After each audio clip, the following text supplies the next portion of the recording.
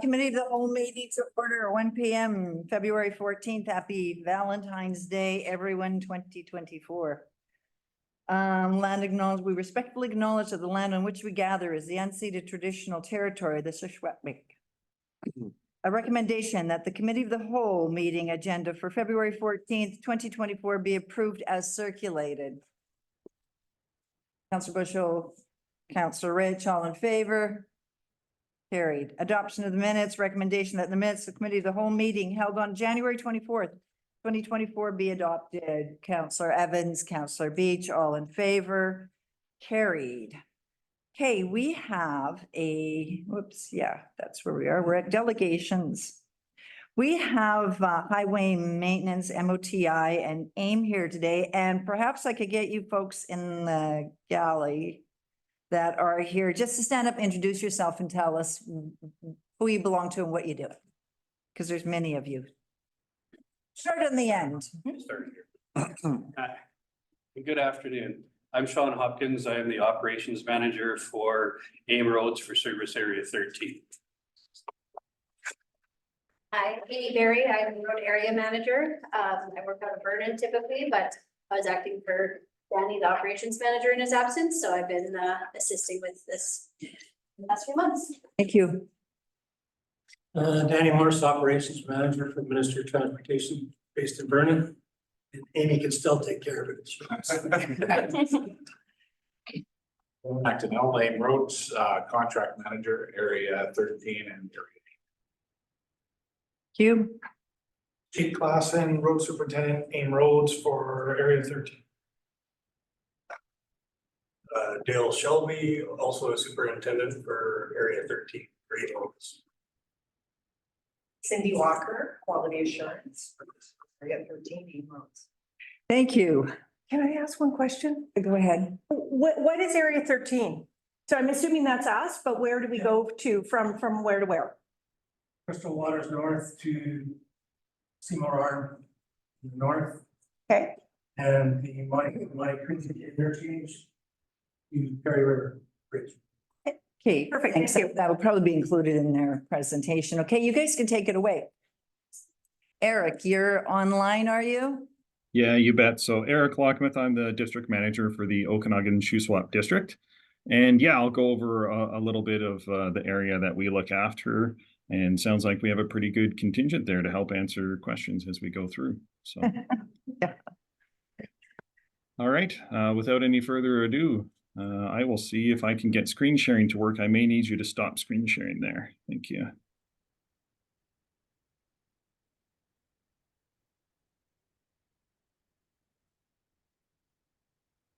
Let me know if that's up on your screen.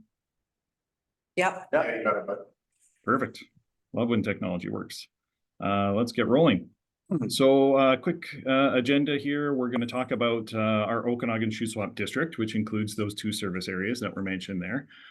Talk about our operations group, what we do, how that kind of ties into highway safety.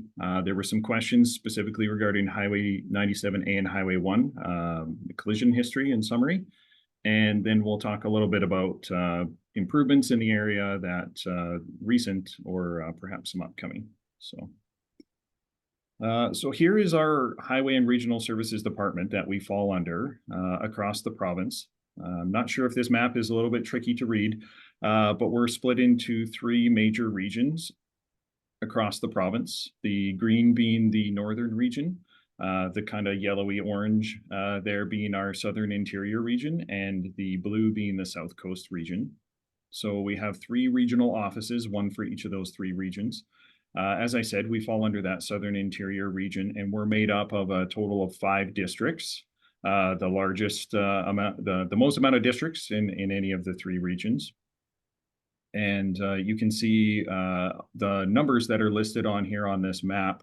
If you have your bearings right, you can see that we are district number 5, the Okanagan-Shuswap district that shows up here. So overall, there are 1,100 staff that are across the province within the Highway Regional Services Department.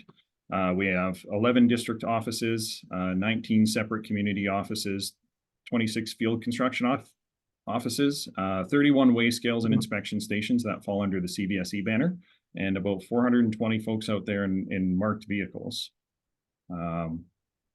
Zooming in a little bit to our Okanagan Shuswap district. So we have 4 district offices.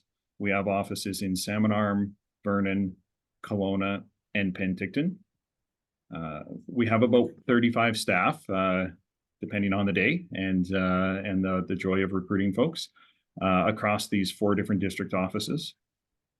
These offices are split into the 2 different service areas. So the Vernon and Salmon Arm offices fall under what we talked about as Service Area 13.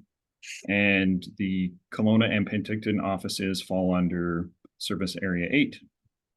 So in total in this area that's bracketed by the black line on the map, that is our whole district. So as Danny mentioned, the line in the sand, so to speak, for the 2 service areas is Highway 97 Crystal Waters between Vernon and Kelowna there. And we've got about 10,000 lane kilometers worth of roadway between our all the roads that we look after on our in our district, and about 300 bridges and structures that are included in there as well.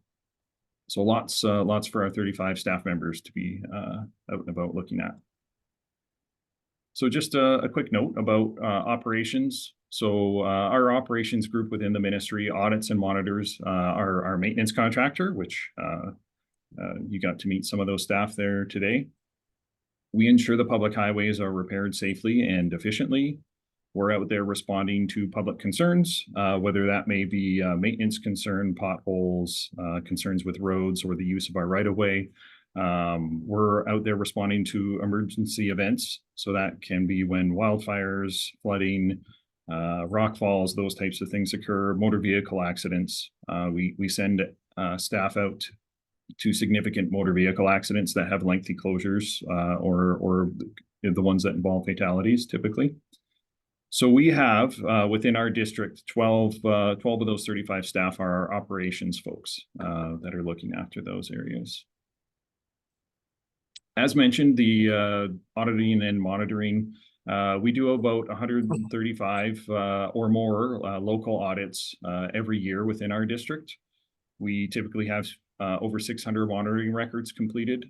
And as mentioned, what the kind of things we're responding to. This one here was when I was putting the presentation together, it was fresh in our mind, about a week old. This is Inch Logan Road, for those that might have seen on Drive BC that it had closed due to Mother Nature. So a little bit about safety. There's several aspects we call kind of the 3 E's of safety. There is the engineering and design, which is part of our ministry that looks after creating our safe roads. Enforcement is obviously key. That falls under the RCMP, as we are not an enforcement. We don't have an enforcement arm. And education is key as well. You're probably aware with shift into winter and Drive BC as some of the key educational tools. So getting into Highway 97A, there was some requests for just some statistics. We took the Highway 97A from the junction with 97B up to Sicamous and pulled some statistics for kind of the last 10 years or so that we were able to grab the statistics. So these are all of the collisions that involved either fatalities and or injuries in that corridor. So I'm not an engineer to be able to read the tea leaves to tell you exactly what's going on with all the statistics, but you can see here that there's generally kind of a downwards trend from what we had in the first 5-year block compared to the second 5-year block. However, when it comes to incidents, predictability can be very difficult, and like I said, and not being an engineer making a statistical analysis of it, I'll just kind of let the information speak for itself for the most part. But I did want to bring that to share. And we also pulled information as well for Highway 1, and this is from Salmon Arm to Sicamous through that corridor. And you can see the fatal and total amounts of accidents here are relatively similar across this 10-year span, with obviously certain years having higher amounts of either accidents or fatalities, depending on the types of incidents that occurred those years. Traffic volumes, just to give a bit of a sense, have not changed drastically over the past about 8 years or so. So we have some data. We had our most recent data from 2022, and we were able to compare that with 2016 data as well, just to kind of give you a sense that, you know, approximately the annual average daily traffic is pretty similar from those time periods. And then just a bit of a note about things that we're involved in and working on. Obviously, the Highway 97A, Highway 1, any kind of resurfacing that's occurring through there, where we involve our groups for either capital projects or rehab program. In 2016, I'm sure you're all familiar with the roundabout that was put in there. 2022, there was some rock slope stabilization from Grimrod Bluff on Highway 97A. 2024, upcoming here, we have obviously the Broom Bridge replacement is a big one that all of us local staff are very excited to see happening. Broom Bridge speed limit reduction occurred recently to 60 kilometers an hour from 70 in that area. And did want to talk very briefly just about the cost share that we have going on with the District of Sicamous around the Master Transportation Plan. That the District of Sicamous is leading that plan, and we're contributing towards a 50-50 cost share is the current plan for contribution for that plan. So with that was everything that I had for the ministry to provide a run through, and maybe I'll offer an opportunity for any kind of questions before we jump into AIM roads, getting into more of the specifics on maintenance, their equipment, and how they operate. So any questions for the ministry that we can answer? Thank you, Eric. Go ahead, Councillor Rich. Through the chair. So with your statistics, I know I've spent lots of time with Sergeant Murray. And statistics are hard to come by. So when we have, like when you're showing me those numbers for the accidents, is that actually the amount of vehicles are in the ditch? That's where the police have come from. That's where you guys have reported. How are those statistics? Like, where are you getting your numbers from? So we get that through ICBC, and those are statistics for the numbers of incidents that involve injury. So if somebody goes into a ditch and maybe they just kind of scrape their bumper or they get a flat tire, those are not included in that data. Right. Or if a trucking company chooses not to put through ICBC, then you guys wouldn't see that. I wouldn't say the data is guaranteed to be perfect. If the RCMP didn't attend, if they didn't log through ICBC, there is a chance there could be some gaps in the totals. Okay. But they're still useful because they're good for comparables at least. Yeah, absolutely. Thank you. Yeah. Councillor Bushel. Yes, through the chair, Eric, can you just lighten us a little bit on bridge replacement? I know it went out to tender and it's closed, the bid's closed now.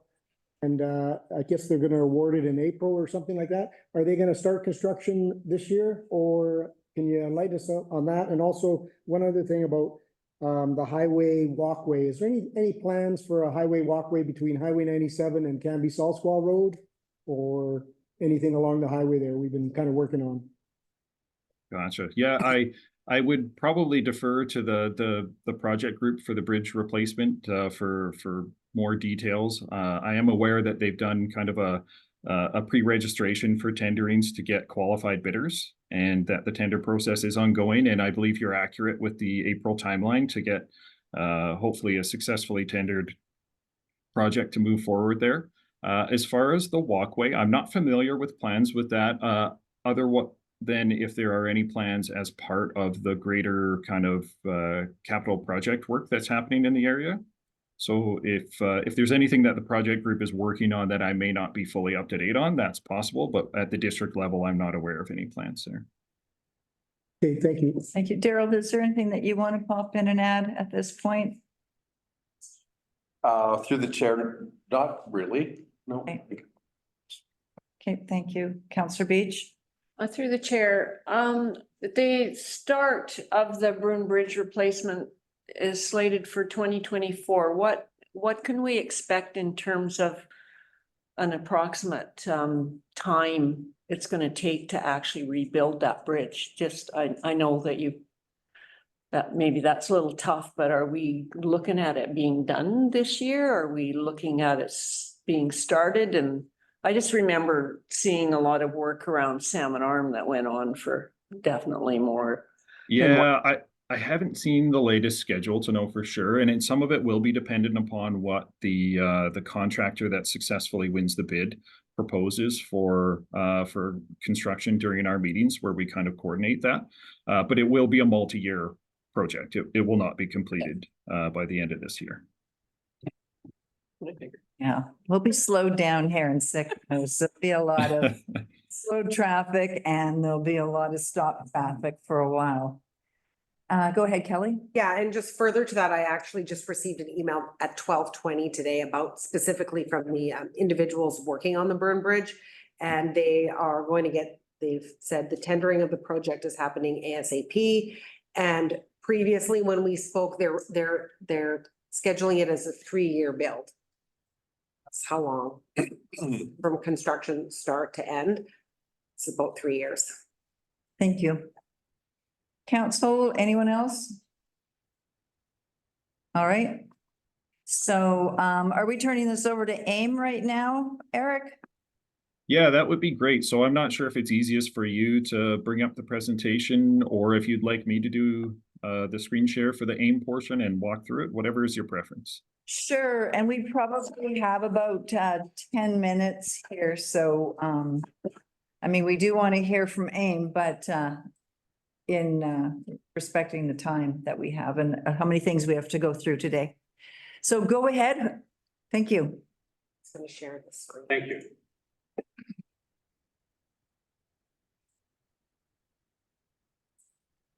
Thanks, Eric. Yeah, you bet. Feel free to prompt me. Okay, we can flip to the next screen, please. First of all, thank you for allowing us to come and make our presentation today. So we'll just briefly go over AIM Roads. So AIM Roads looks after both service areas 13 and service area 8, which is the north or the Columbia Chute or the area that we're currently in and the South Okanagan. The majority of our management staff have been involved in highways maintenance in BC for more than 10 years. And combined, the management team brings more than 120 years combined knowledge and time in highway construction and highway maintenance. AIM Roads assumes all the local and unionized staff from the previous contractor during the contract change in 2019. And we ensure that we have a strong local knowledge base and that was retained and along with the employee pool that took on. All of our team lives and works within the communities that we work in, and we also do our best to support the local communities. So during winter operations, AIM has a dedicated weather forecasting system that is specific to ourselves. We do look at data twice per day, including focuses on expected storm periods and storm intensities that we look after. We do have an email process that we send out weather and road warnings on a regular basis to the majority of our stakeholders and communities. And we also look after chemical applications on road surfaces such as calcium, brine, that are tied close to the weather forecast. In the service area 13, the North Okanagan, we have 7 yards. One here in Sycamoose, one in Tappan, one in Celesta, one in Pritchard, one in Falkland, one in Armstrong, and one in Cherryville. Our main operations are run out of the Armstrong yard, and that's where most of the management are. One thing that I wanted to talk about today was road classifications within the specifications we work within with the ministry and within the agreement that we have with the ministry. We can hop to the road classification when they're here. There we go. So the ministry has broken up road classifications through all the road and infrastructure throughout the province. In the summer, we have a set of road classifications, and in the winter, we have a set of road classifications. In the winter time, we define a Class A road or a Class A highway as a high volume traffic route with over 5,000 average daily traffic count out. So this would be Highway 1, Highway 97A, Highway 97, Highway 97B, and the Silver Star Ski. A classification of B is traffic volume of 1,000 winter daily traffic count. So this is going on to your more your feeder routes into your main roads.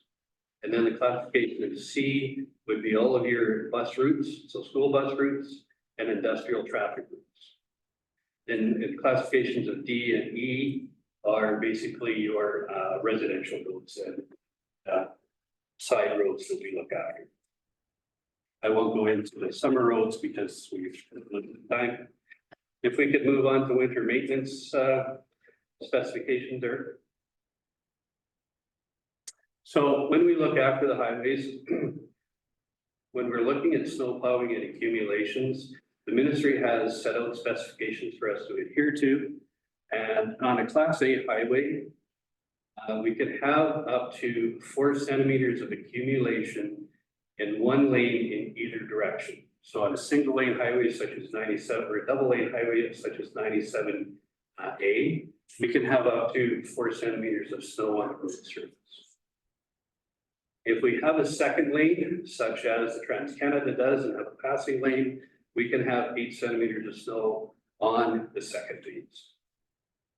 The classification of B, we can have 6 centimeters of snow on the road surface, and if it had a second lane, up to 10 centimeters. Once we go down into lower classifications of roads, we can have a higher accumulation of snow. On a C road, which is a bus route, we can have up to 10 centimeters of snow. Then we have the accumulations that we can have in other lanes such as brake checks and rest areas. When we look at restoring traction, so this is on icy roads, we have a time frame that we have to meet for that. So on a Class A highway, if we have icy conditions or we have hills exceeding 5% curves or regulatory warning speeds under 60 kilometers per hour, school zones, intersections, black ice prone locations and incident prone locations and shady areas, we have 60 minutes that we can, once we're notified that we have a situation, we have to get sand on that specific area. On Class B roads, it's a 90-minute cycle, and a Class C road, we have up to 2 hours to do that. So that's putting sand down. We also do 2 other things with the snowstorm in winter maintenance. We do put applications of salt out. Salt is an de-icing agent, and that is to help melt the snow and the ice on the surface of the road. The other thing that we do is put an anti-icing agent down, and that is brine. So what brine does is it lowers the freezing point of water and stops the compact snow from adhering to the surface of the pavement. So it helps us take the snow off instead of building compact. There's certain times that we use this material because if it's too cold outside, under -6 below, or staying cold outside, the anti-icing and the de-icing agents don't work very well. They can actually do the reverse where they can create ice on the pavement surface. So when we have accumulations of snow on the road surface, when the temperature is -9, the road temperature is -9 and rising, we have to bear the lanes off within 24 hours on a Class A highway and up to 36 hours on a Class B road and 48 hours on a Class C road. When the temperatures are lower than -9 or it's a gravel road, we have to maintain traction on those roads and put winter abrasive on. within 24 hours. And that's the same for a Class A highway and a Class B highway, whereas a Class C road is up to 2 days.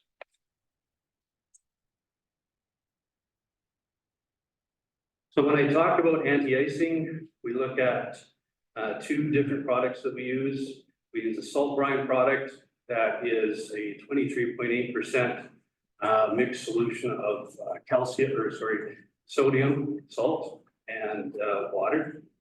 And then we also use a chemical, which is just straight calcium.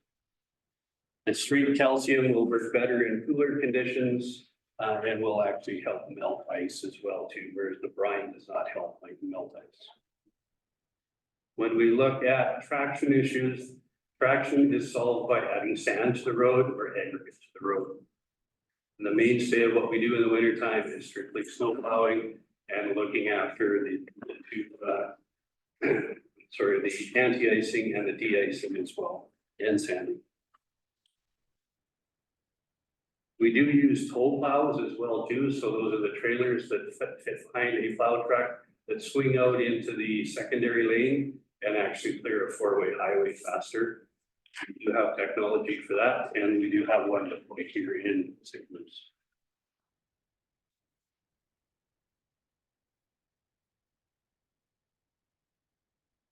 Other things that we look after are motor vehicle incidents. We do have a highway closure protocol that we use with the military transport. When we look after traffic management on those sites, we also work with the RCMP and other first responders on vehicle incident sites on the highway. We do work not only on MVIs, but we do work on recovery too. We are the main posters on Drive BC, so when we do have issues out there, we are the ones that do make most of the posts on Drive BC to keep the highways updated, but also road closures and whatnot. We do post those.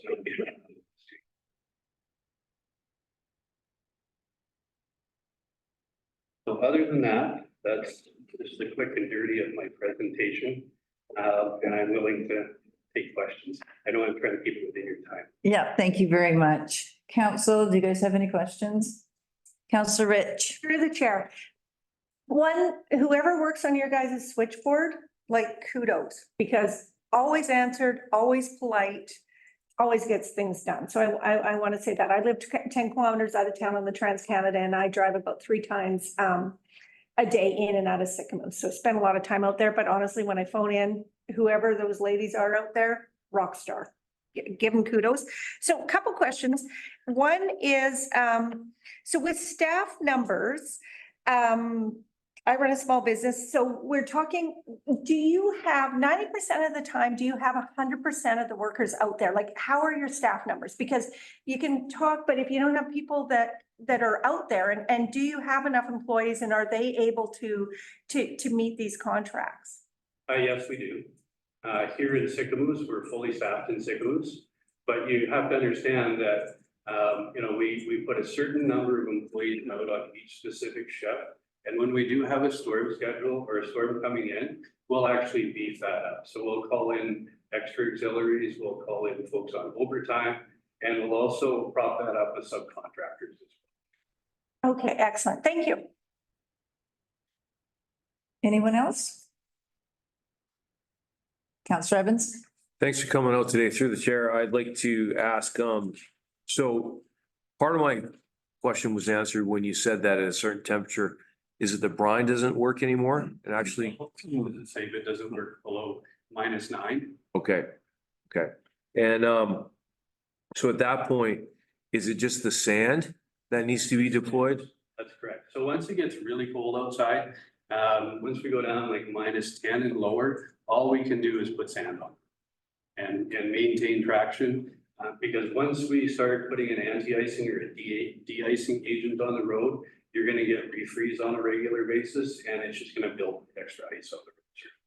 Gotcha. And so, like 3 weeks ago, there was a couple accidents, and I was driving a fellow to Tappan, and there was no sand on the road, and it was quite cold. I figure it was about -15 when I drove them. So I guess that's a concern we have, is that the sand isn't being put there fast enough. So I just wanted to bring that up because now that you've explained to me why there was ice there, because the brine doesn't work and the salt doesn't work, I'm just curious about how we can get sand out there faster. So we use the sand that we use is a 9.5 millimeter specification that the ministry has given us to use. It's a very fine sand and it blows off the road very fast. So we do make multiple applications of sand. But when you find on a Class A highway, especially where there's lots of transport trucks, it blows off constantly. And it's very hard for us to keep that on the surface. Okay, thanks. We do understand and we face a lot of challenges trying to keep that on the road when it's cold outside. Gotcha. Thank you. And just for the folks listening, so for a maintenance schedule, like, do you guys have a look at what Sycamoose needs right now? And I know that there are some serious patches that need some work. So is that on your radar already for spring? Because it could have been done actually in fairness, it could have been done last year, but it still wasn't done. It wasn't done. And I'm thinking of the section of 97 and 1 where you turn south, there's like, it's So our summer works, just in the process of planning our summer works. And our superintendent for the area up here, which is Jake, and the local foreman have put their plans in. So there will be a fair amount of pavement repairs done up in the area. And I can tell you that they did have that section. sure, thanks. And you guys keep in touch with Daryl on all of that scheduling? I'm sorry, I'm fairly new because I've only been with AIM since the end of August. Our local foreman actually isn't with us today, but we can certainly touch base. Okay, that's excellent. And my other concern was, I think last year on Highway 97, where those big trucks pull across onto the shoulders, there's, and you probably know the where, but there's some big dips. So we had a conversation with AIM and they filled them. And they did fill them with dirt, but now they're big holes again. So is there a plan to fix that, to repair? Because those are pretty, if you have to swerve, those are pretty big holes in the shoulders. We will get those addressed. We normally would just put gravel back in them and grade them. And then the crews would be responsible for making sure that they put the grader on there every few weeks, sort of thing, to smooth it back. And if it's an issue, I'll certainly address it. Sure, thank you so much. And I just have one more question that was from a community member. And their comment was that, and which I've noticed, there seems to be a bit of a difference between here and about just past Canoe, not past, yeah, around Canoe. There's a bit of the way the roads are managed. There's a bit of a difference. Is there a particular reason for that? It seems like. Yes, it's a transition line between the Sycamoose yard and the Tappanee. So that's where the trucks exchange there. Sycamoose yard comes back this way and the Tappan Salmon crew looks after the other side. And then I think they're just to further that, their comment was and don't mean to be disrespectful, but their comment was there is a big difference and the road seems better after that point. So they're doing a really good job and I'm just sharing what community members are letting me know. For us to know. Okay. And good for my folks to hear as well too, because Good. it gives us an issue to address with our crews to make sure they're doing their job properly. Excellent, thank you. Councillor Bushel. Through the chair, Colleen brought up a good point about the semis pull over on the shoulders. It's not so much just they just pull over to, chat on the radio or whatever. They pull over and they park overnight. It's probably our local residents that are, trucking, if they just don't have a place to park. So they pull over and those are the ones that are making all those potholes. And they do park in where you actually can't, if you're pulling out onto the highway, they're in the way and you can't see around the corner of them. So I guess it's more our bylaw and the police should probably ticket them a little bit more often and they might not park there. And then of course we wouldn't get all this. That would solve that problem, honestly. Yeah, probably need to. But until then, we'll do our best to maintain the situation. Okay, thank you. And anything that we have, we'll definitely have a discussion with Daryl and he can bring it forward. Absolutely. Council, any other questions?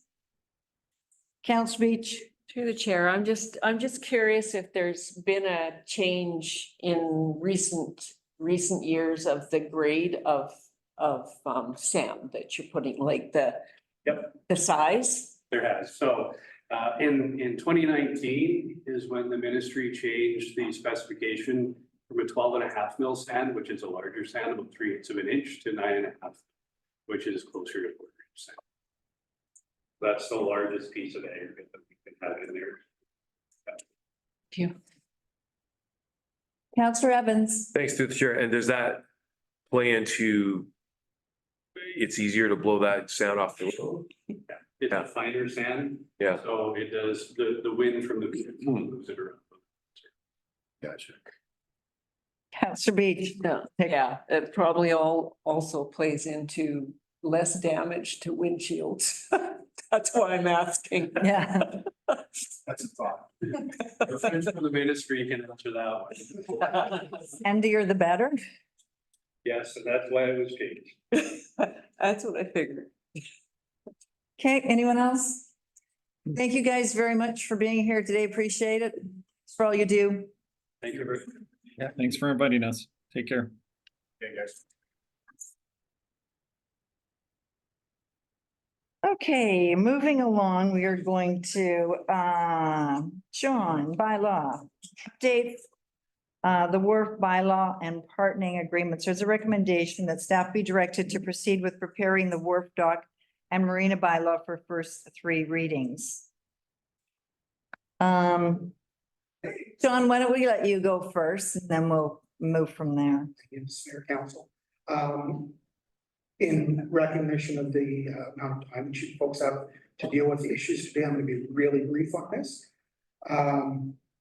With the current wharf bylaw, there is a lot of legal ease, which makes it hard to understand.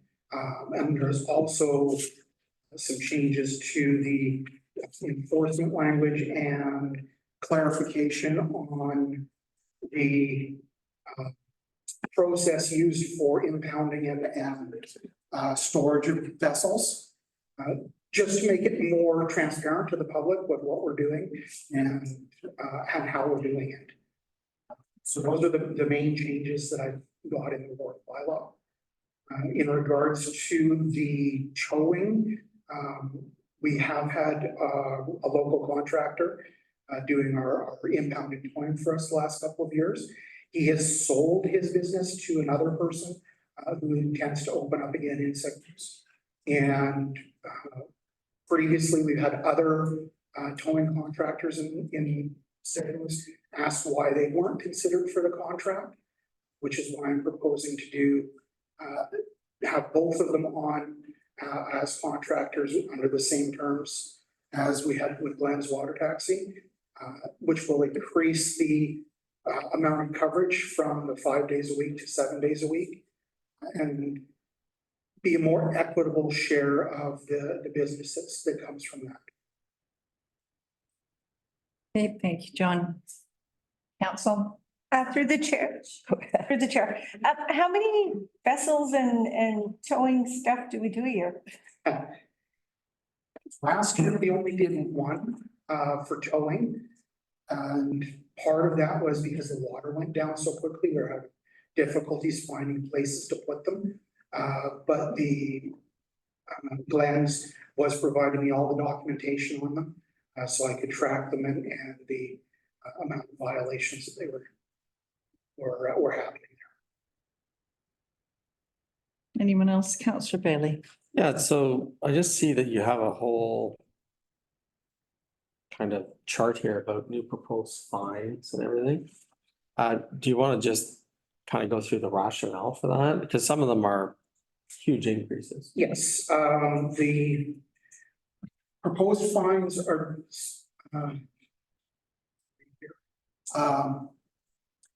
part of that is to really get it into people's minds that they can't be parking at our wharf.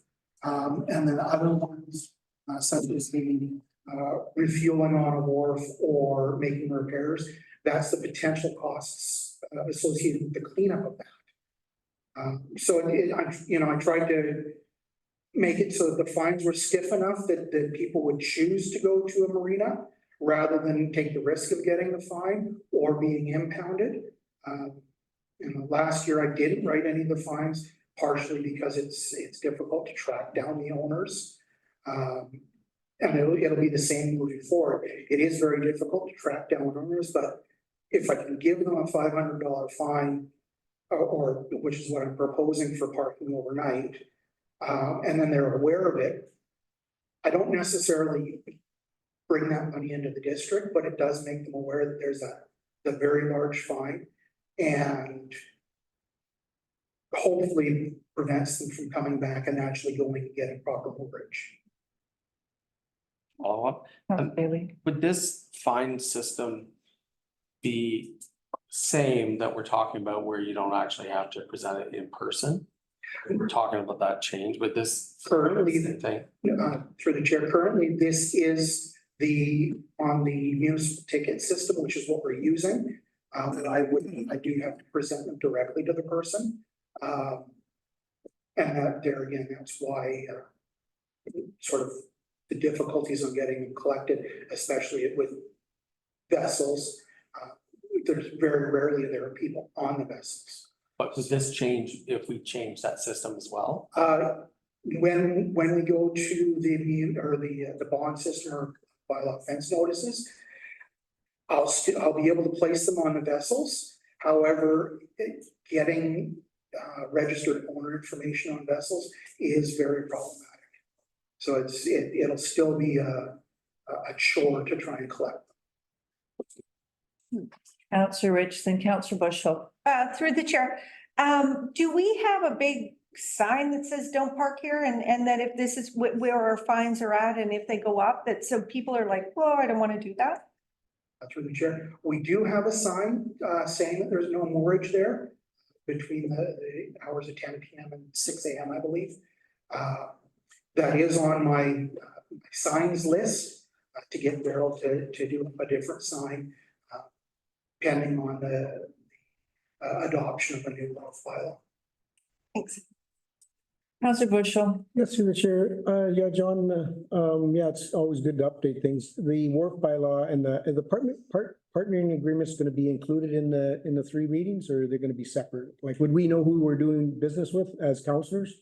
Through the chair, the partnering agreements are actually separate from the wharf bylaw because basically it's a service contract. I believe that previously we've done resolutions through council to name the service providers. I believe that to be the same way this year. Thank you. So I guess I have a couple of concerns. First of all, and I agree, I think there should be better signage, like a big sign that says you cannot refuel your boat here. Because that's a big no-no, it's dangerous and it's not environmentally friendly. The other thing is we are adding another business to the dock. We're adding another taxi service.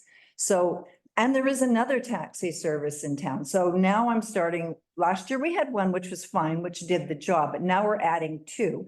So two businesses in town are getting free moorage at the boat launch, and there is a third one. So I'm very concerned about how this is going to play out for our other business.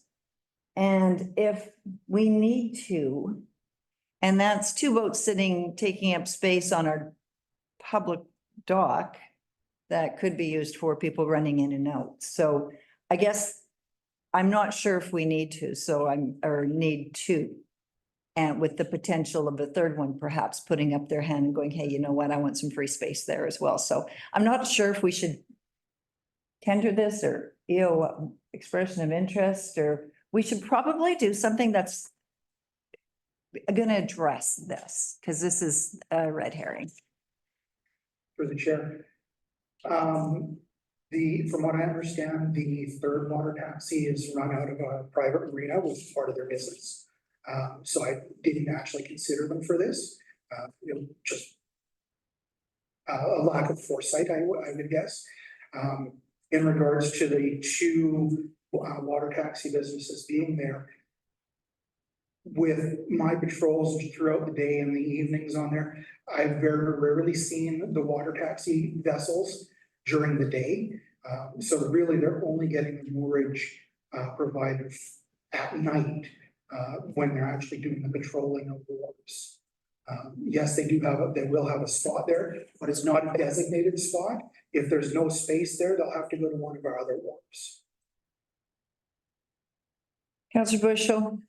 Through the chair, I agree with Colleen. It probably should go out for expression of interest, to see who's, I don't know if we need to either, but I think it should go out to expression of interest for sure. And see what they have to offer and, then we know who we're dealing with.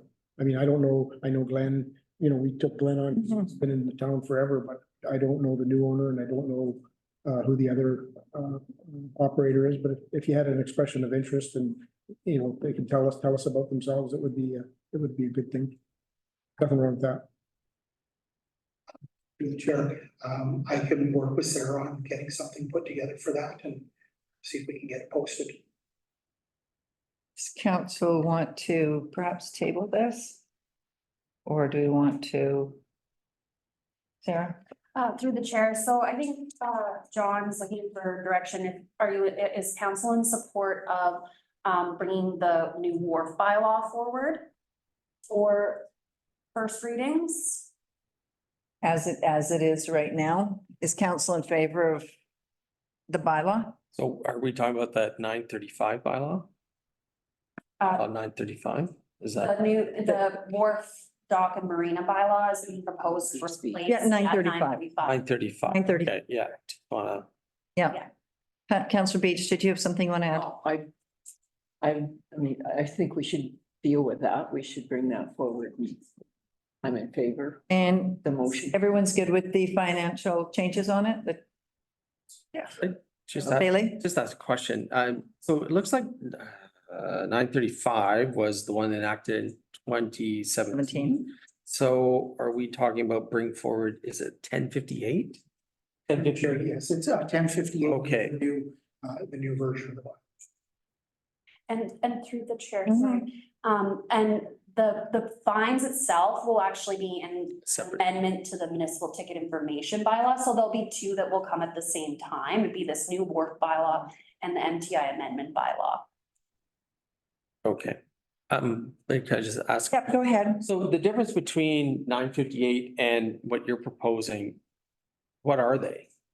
I mean, I didn't compare them both and. Through the chair. The majority of the changes are going from the traditional legalese to plain English, which allows for more clear understanding of what the bylaw says. There's the addition of the sections in regards to the towing and impoundment, so people are aware of exactly how we do that. A little bit of clarification on public auctions. In the event we get stuck with a vessel we have to get rid of. Updated maps, because the maps in the 935 bylaw are just basic, more construction drawings rather than maps of the district. So it's a lot of little changes and we sort of, myself, I sort of looked at it and the amount of little changes I felt it was necessary. All right, so let's go back to recommendation that staff be directed to proceed with preparing the wharf, dock and marina bylaw for first three readings. Can I have a mover? Councillor Evans, Councillor Bushel, all in favor? Okay, that's carried. Yeah, through the chair, and if regarding the partnering agreements, no need to read this recommendation. I think we've heard from council that, or some committee, that the preference would be to issue an expression of interest, and so I think Perfect. we can proceed with that. Okay, so we won't read that recommendation. Okay. Thanks, John. And now you're still there. I'm still here. Proposed changes to bylaw enforcement uniform. Through the chair. The impetus for this is through, partially through LIBOA, which is the Licensed Inspectors Bylaws Officer Association, to get standardized uniforms for all bylaw officers within the province, just to make it a more recognizable position, so that if whatever municipality you go to, if you see that style of uniform, you know they're a bylaw officer, versus just somebody wearing a vest. The other portion that really brought this to a head and sort of made it something that I really want to see done is an incident which happened in a community about the same size as Sycamore, where an officer was attacked in a park. His vehicle was severely damaged. Thankfully, he was not injured. He was wearing a vest, but he didn't have a recognizable uniform. And the risk safety assessment that was done after the fact pointed that out as a big red flag of something that needs to be changed. Okay, thank you, John. I personally, in my opinion, I think that that's a great idea that everyone looks the same and is recognizable in every community. So, council? Through the chair, I mean, we got to keep you guys as safe as we possibly, Yep. and you're out there at night with some people that may have had one too many drinks and might be a little bit, so whatever we can do to keep you safe, I'm absolutely for this. Thank you very much. So what's our next? Do we just give it a nod, or Kelly, what do you want from us? Really nothing. This is actually already in the budget. It's just for information. Okay, perfect. Okay, so, and then John, you still. there. Yeah. A lot to say today. I have a lot to say today, but this is the last one. So as part of the uniform standards, one of the things that has come up is that Sycamore doesn't have a federally recognized coat of arms.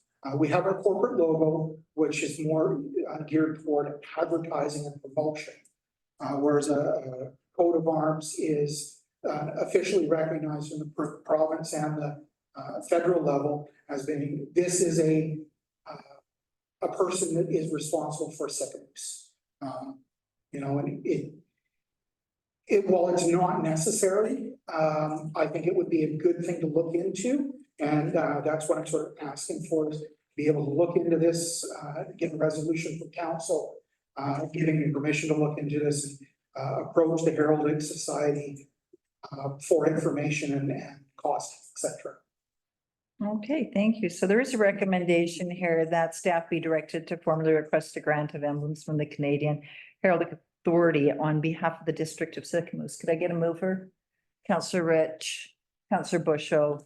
Okay, any discussion on this? Yeah, I do. Councillor Baker. Just because this would be a for all of Sycamore, right? Through the chair, this would be a coat of arms for the District of Sycamore. So for the municipal, all of our public works would be able to use it, the fire department, and any other designated persons that council decides should have access to that coat of arms. So this is a little larger than just doing it for bylaw enforcement. This would be something that would be an official District of Sycamore's coat of arms. So, you know, we gotta think about this. So there'll be a process for this, consultation for this, all of that will have to be part of ultimately a part of that before we choose what is actually a coat of arms for Sycamore. So, you know, we could certainly take on this project, but this is not a 3 to 6 month project. This will be, I see even the timelines here, that it's much longer. It has to be federally recognized and all these other things. So I don't know. I'd like to have some time to think about it before I just say yes or no right now. Myself. Councillor Beach. Through the chair, yeah, I'm thinking that this is a consultation that we would need with our SPLAT seed partners and. As well. Yeah. Anyone else? So I guess, do we want to vote and deny, or what would you like to do with it? Do you want to change? Yes, because I think we're probably all just getting this into our heads right now. Have it come back to the next cow, or we can do a little further research into timelines if there's any costs. Like, you know, just a little bit larger, like what did that mean for the whole district? Because it's a district-wide farms. Okay, so, yeah, I don't want to, I would like to make a motion to postpone. Councillor Bailey. Seconder, Councillor Bushel. Any more discussion on just postponing this conversation? In favor? Carried. Thanks for bringing it to our attention though, John. It's a good idea. John, Are you done? Sure. We're checking. Good job. Okay, draft revitalization tax exemption bylaw, Bianca. Our CFO, do you want to take it away? Yep.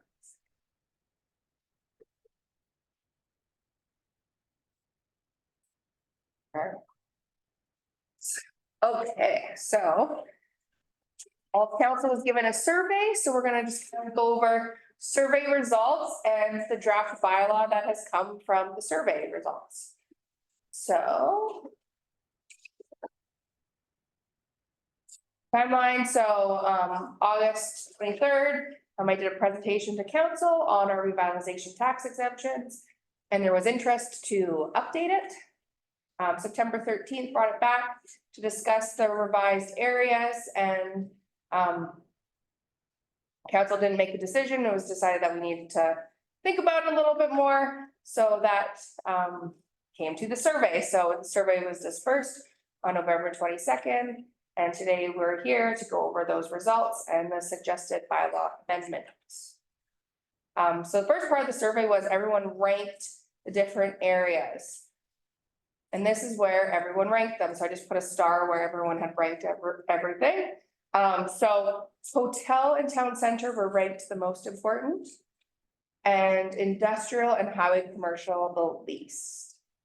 So from that and other answers in the survey, I'll go through kind of where our suggested changes are. Highway commercial, 5 out of 7 agreed to remove this area.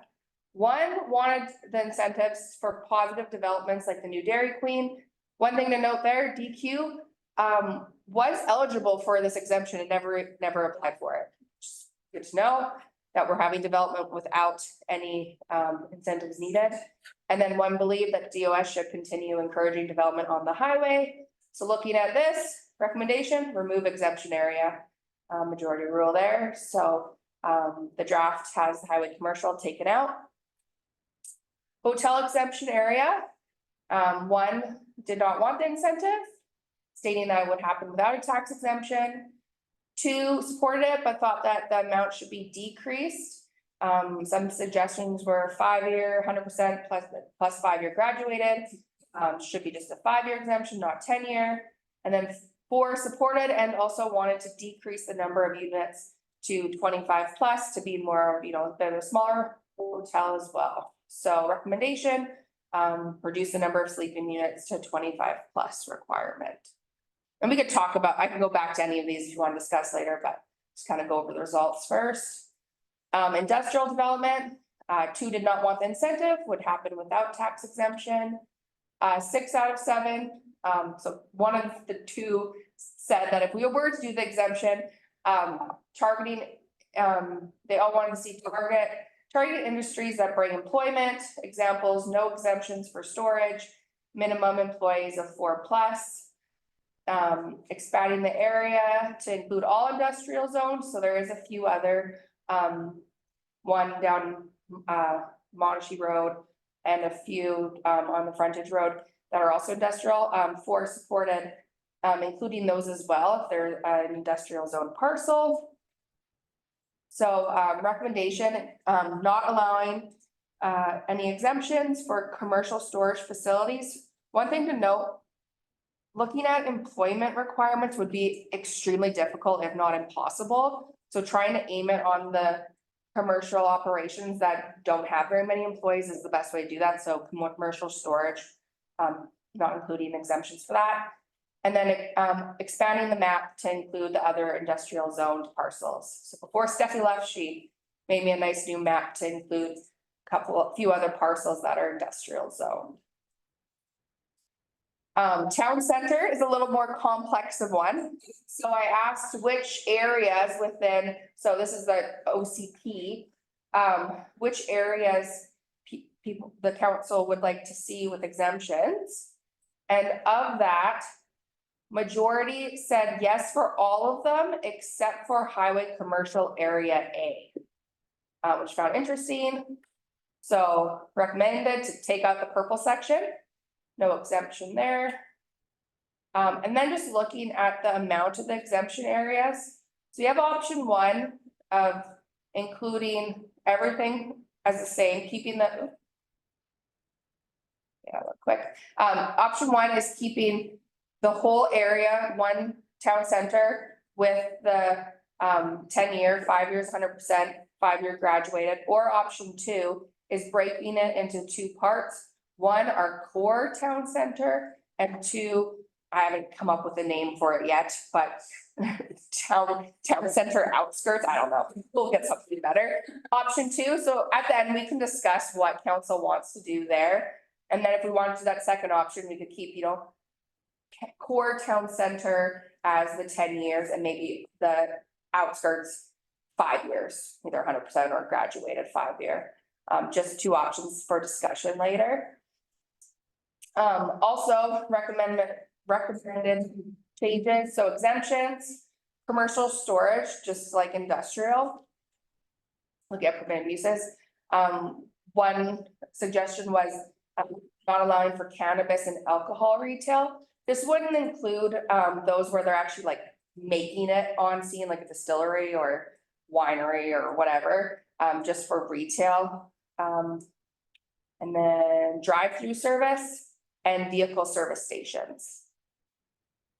Just from council discussions and surveys, that was sort of kind of the 4 within the zoning bylaw permitted uses that really stood out. And then we have our new purpose-built rentals exemption area.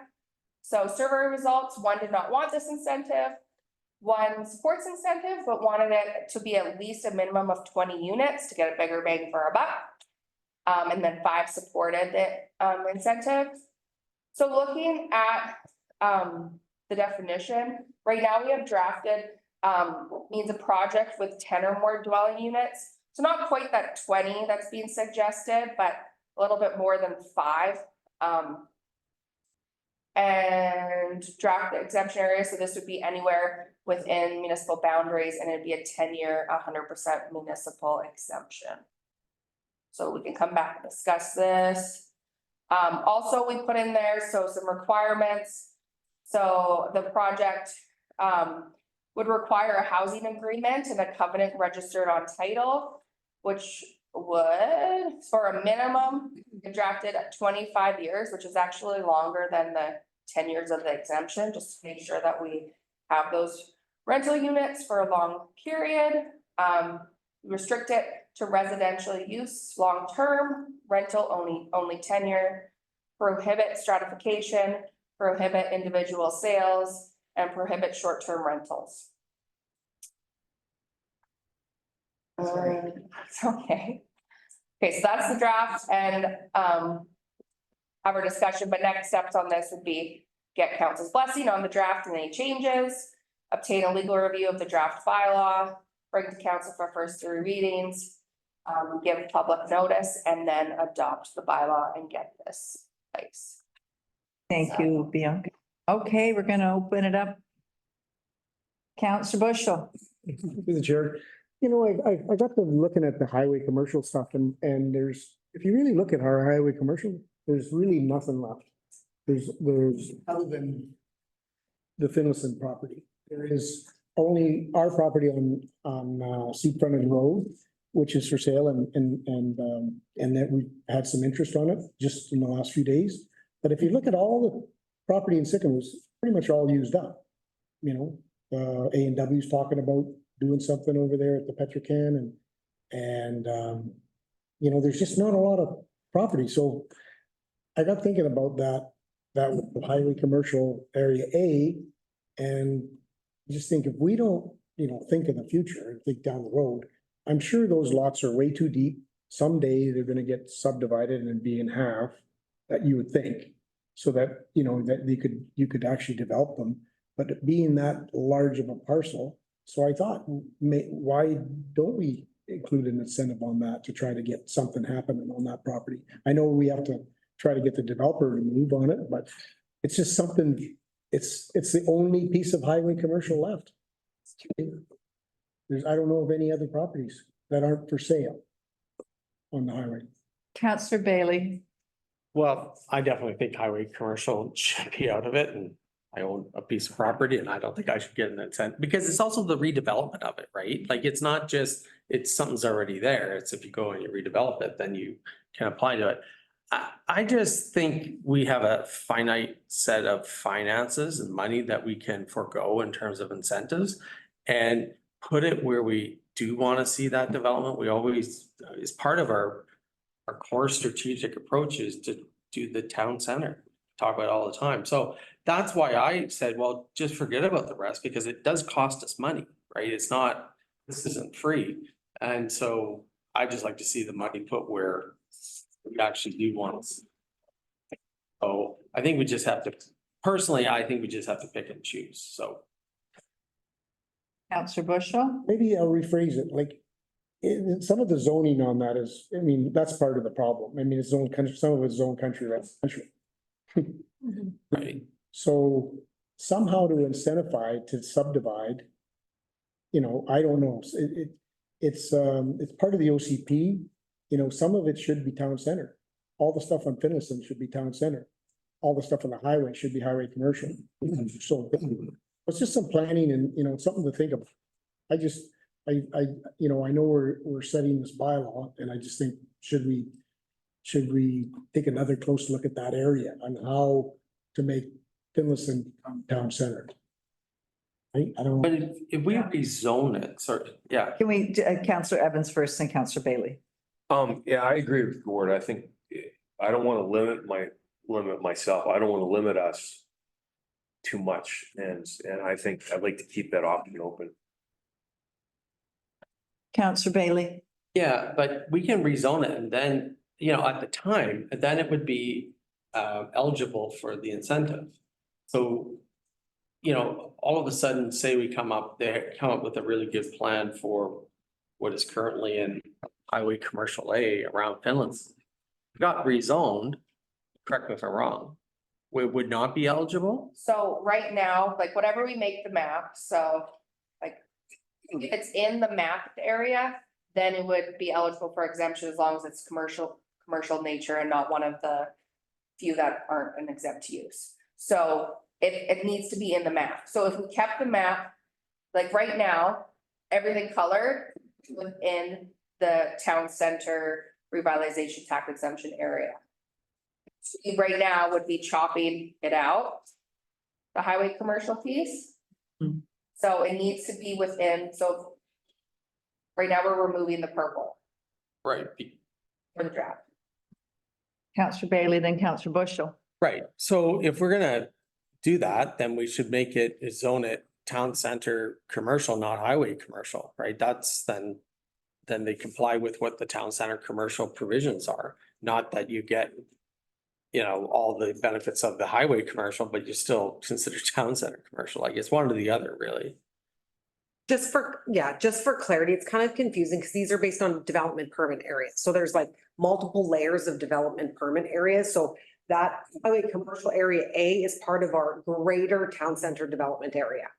Right? So it's like then there's sub areas. So then there's the town center piece of our town center development area. Then there's the commercial waterfront, the transition, the highway commercial A. So it's all part of that bigger one. And we can just do the red and just do town center and ignore the rest. We have that flexibility, but it has to tie to something within our, correct. Counselor Bushel. Yeah, just, it's trying to get you know, maybe that is the incentive, you know, maybe that is the incentive for the developer. You know, you could say, well, why aren't I getting any incentives on highway commercial? Well, highway commercial is gonna take off. It's gonna happen anyways. Yes. I'm not, and I do agree that highway commercial doesn't need it. But the Finlayson part is never gonna go anywhere unless we somehow get it subdivided off, and maybe this is the way to do it, I don't know. But I know he hasn't been a part of the zoning, you know, it's one of the big lots that, you know, they, you know, like I say, he's got country residential in there, he could put in a pig farm if you want it. And we need to get that fixed. Sally, go ahead. And just for clarity, I mean, that tax exemption has been there for the last 7 years. And it hasn't created necessarily a ton of development. And to speak to the Dairy Queen, the reason why they didn't apply for it is because they charge triple net. So they get their, you know, a lot of those places are leased. And they recover those costs from who's ever leasing them. So they were like, well, every scenario is different. So I don't necessarily know if really a tax incentive really is a deal breaker for bringing somebody here or not. And I do think we need to be strategic because I'm telling you administratively, these tax exemptions are also a bit of a nightmare. So we do want to be mindful of, I mean, we've had it all over everywhere, right? And we're good with it, but just to be mindful of that, you know, from staff's perspective, we'd rather have more aggressive one in more select areas than more over wide areas. Yeah. It's less strategic. Yeah, I was gonna make similar points. Also, just trying to look down the road here a little bit, in terms of, we have some major projects coming forward. Every time that we do allow a 10-year incentive or like a 10-year tax holiday, that will impact our budget and will impact how much money we have for other projects. I agree with you that I don't think necessarily the tax incentive, it's not the make or break thing on a project. It's gonna be like, okay, well, I get a little bit of bonus, but you're not, as a business person, gonna go in and say, well, because that's there, I'm gonna do, you know, a $3 million building. It's just not gonna happen. So I just think if we concentrate it and make sure that on a staff level, you can say, hey, these are the areas we really want you to build, and here's the little extra bonus, then maybe it gets some traction rather than having it everywhere. But I'm also just cognizant of the amount of money that we are gonna have to spend for infrastructure upgrades over the next 5 to 10 years. I think ultimately, it's the same discussion we're having with the DCCs as well. Like, it all is combined on about how much we're gonna need to get. Yeah, I agree. We really need to watch Somewhere. what we're doing, because it does make an impact. It does have an impact in our community. So where are we at with this? So we had 2 options proposed. If we do want, like, so based on what everyone's feedback was from the survey, was to cut out the highway commercial originally. And then there was suggestions within the survey to either have just the same exemption for all of the area, or have potentially town center core a little bit stronger of an exemption than the other areas. From a staff perspective, I mean, option 1 is easier to administer, but just because it's all one area, super simple, one schedule, but it's easy enough to break it into 2. So yeah, that's. Counselor Bailey, then Counselor Bushel. No, I'm just, why can't we just do option 2 on the left and leave out the rest? I mean, to me, that's where I'd like to see the development right in the core. I mean, what are the other bits for option 2? Why can't we just have option 2, just the core, just the red? Yeah, Yeah, it's just coming from. you just come from the survey. Yeah, okay. Just what the survey showed. So there was only 2 opposed to gateway commercial waterfront riverside transition. So. I guess I'm just going back to, where is it that we want it? How much we can afford to do it? I mean, we do have some exemptions already down Riverside that we've talked about that may not want to be something that we're going to see in the future. I don't know. And to me, it's just, we're gonna have to find a way to pay for these projects somehow.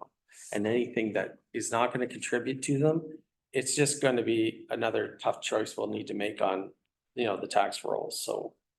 I just remind council, so the only one down Riverside was for a commercial storage building.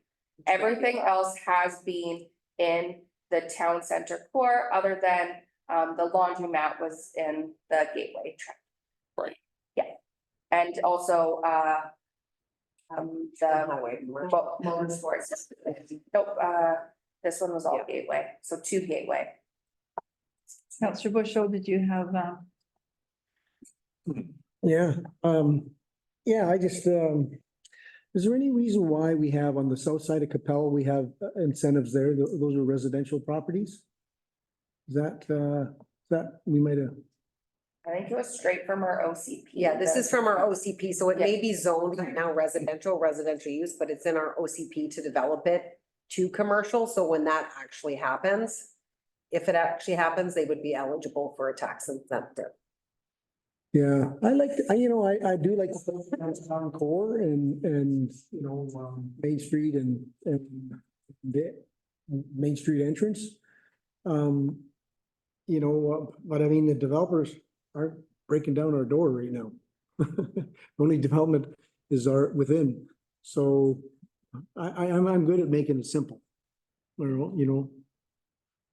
Like option one, but I mean, even option one without Riverside on there would be good. That's just my opinion. do you think though that they would, once they see the dirt moving in Sycamoose, it will make people give Sycamoose a second look? I guess that's what we need to figure out, and if a tax incentive is gonna make that big difference, or they're gonna go, holy cow, there's a new healthcare center here, like this is a great space to set up a business because it's moving, it's growing, there's. Counselor Beach. Mr. Chair, so currently,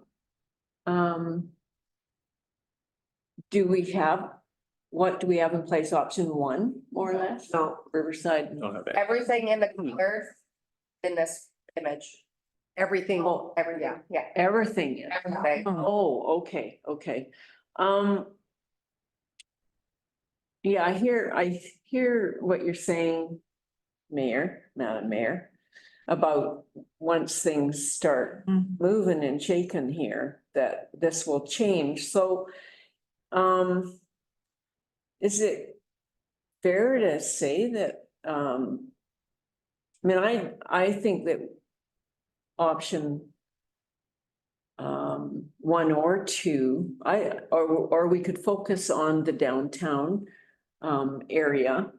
But when we do the change, what is we can always review it, right? And when you change a zoning, how complicated, like how many years are you looking at before you would review something like that? And Kelly, go I ahead. would just ignore zoning when it comes to this. We're just trying to set a map okay, of where we want to incentivize. yeah, and so this bylaw is simple to amend. It just needs 2 council meetings to amend. One for first, second, and third reading and one for adoption. okay. So it's a very simple bylaw to amend. The last time we looked at this was about 6 years ago. So now we've taken a comprehensive review of it. So it's not difficult to amend if we want to modify where the maps are. But we want to be mindful. We don't want to be switching it all the time either. Like we want to be strategic about it. Yeah. Sure, you don't want people looking at it thinking that there's an exemption and then the next week that's not there anymore. Yeah. It's not there, so. I mean, we better make sure that this is what we want moving forward. Counselor Rich. Through the chair, yeah, I'm leaning towards it. We just do the downtown core. Again, people haven't been jumping. We've had exemptions kind of all over the place and people aren't jumping on these. I can't remember, but I think it was like 3 or something in the last 5 years. Yeah, there hasn't been a whole lot. And the other part is we are leaving money on the table. Like we have a lot of major projects coming through and people who are coming to Sycamoose are going to, like, we can't give away the farm at this point. So we absolutely want people here, but we also have to be able to keep our infrastructure up and keep moving forward. So I kind of think we, the downtown core is what's gonna draw people to Sycamoose, and if we can get that figured out and we get a good vision on that, and that's why you're coming here. But I think we have to be really careful, one, what we're giving away, and that two, these incentives haven't been, people aren't, like Gord said, are banging on the door, and I think it was 3. Like, I can't remember. It wasn't very many, though. We talked about this about 4 months ago, and the numbers were pretty low that the people that actually took advantage of what we have. A listen or something since we've had this bylaw adopted over the last 6 years. Yeah, so my thing is let's focus on town center, do a good job there, and then, if people are coming and saying, hey, I would have put a, giant whatever bicycle shop on Capel, except I wasn't getting DCCs, then that's something we can revisit, right? Yeah. Okay, Councillor. I was just gonna suggest that if we went with the smaller route, and then if we ever had somebody come and say, hey, I want to redevelop this whole parcel, just revisit this bylaw, if that's gonna be a make or break for people, right? But if we allow just staff focus on the option 2 town center, and then the whole parcel, which is Finlayson, that's gonna be complicated anyways, just with access to highway and what does it look like? There's a lot of stuff going on there. But if somebody came and said, here's my master plan for it, we could then come back and amend this bylaw. We could add on to it. I wouldn't suggest we take away, though, like once we do the option and have some certainty, but we could add on to it. Maybe that's a good solution going forward. And just to note, like if they meet all the requirements, like if someone meets the requirements in an area, they get the exemption. Like it doesn't come back to council. Yeah. Start, a bunch of developers knocking at our doors, trying to determine what area they're gonna go in, then it could come to council to amend the area. Correct, okay. Councillor Beach. Well, I think that was what I was really trying to get at is, how easy is it to accommodate or change? I think we should start with a smaller area too and commit less money on the table. Bianca, do you need more from us? Okay, so from this conversation, I'm gonna draft it, just the small red area from option 2. Four. And we'll keep it as a 10-year. And what I believe it is now, it's 10 years, 5-year, 100% municipal taxes. And so this tax exemption, they still are paying our school tax or CSRD tax or other taxes. Yeah. It does take away, even though we don't get the municipal tax, they are taking a bit of our other burdens on the other levies that we have to pay. So there is still a benefit, even like, just FYI. And then there's 5 years graduated. So we'll just kind of keep that tax exemption for the town center, the true town center. Okay. Is there any other, so everyone's good with the recommended exemptions not available, those 4, and then are we all good with purpose-built rentals, 10 or more dwelling units? Yeah. Seems reasonable. I think what's Kelowna's 10 or more? Theirs is 5, but it's not all of Kelowna. It's very drilled into certain areas where they really want densification. And ours is for any area where it's a permitted use, right? So it still has to be a permitted use. 10's good. Councillor. And through the chair, besides what we've got going on across the road there, when was the last time we had a purpose-built rental? 40+ years. Yeah, so again. Yeah, let's. And 10 units really makes. And they will come. Yeah. Yeah. Viable. Hey, we're good? We're good. Moving on. The draft development cost reduction bylaw, Kelly.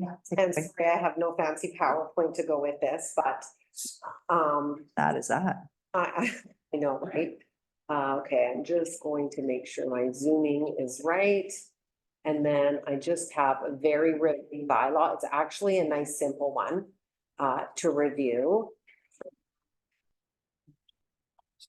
And it is called a DCC reduction bylaw or DCC incentive bylaw, whatever you want to call it. We're allowed to do this under section 563 of the Local Government Act. And you're allowed to reduce, so there's DCCs you can only reduce for specific things. It's very restrictive.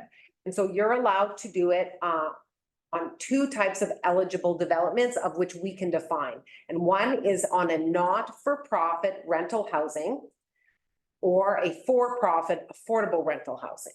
So those are the two things that we're allowed to reduce DCCs on. And how we define those is up to us. And so Sarah and I have probably reviewed 15 DCC reduction bylaws. Enderby has one, Port Moody has one. They're very, very common. And what's nice about these is they're not part of our big, large DCC bylaw that requires approval from the province. They're a separate kind of a sister bylaw. So this bylaw is here for you just to take a look at. It will come probably to council at the same time as the tax incentive bylaw, maybe on the February 28th, if we're all high level in agreement with it. And really what this allows us to do is for two of our upcoming projects as well. So the Eagle Valley Seniors Housing Society project, we have made a commitment to reduce DCCs by 100% on that one, which our current bylaw doesn't allow for in our current definition. So this would allow that, and as well as for the project on 425 Main Street to waive up to 50% of the DCCs on that project. So the reduction is for up to 100% for the construction, extension, alteration for a not-for-profit rental housing, or a reduction of up to 50% for the construction and extension, alteration for-profit rental housing. And those definitions are, so a for-profit means a rental, so it has to be rental, there has to be a housing agreement, and there has to be covenants registered on title that includes affordability criteria. So that's the definition of the for-profit affordable rental housing.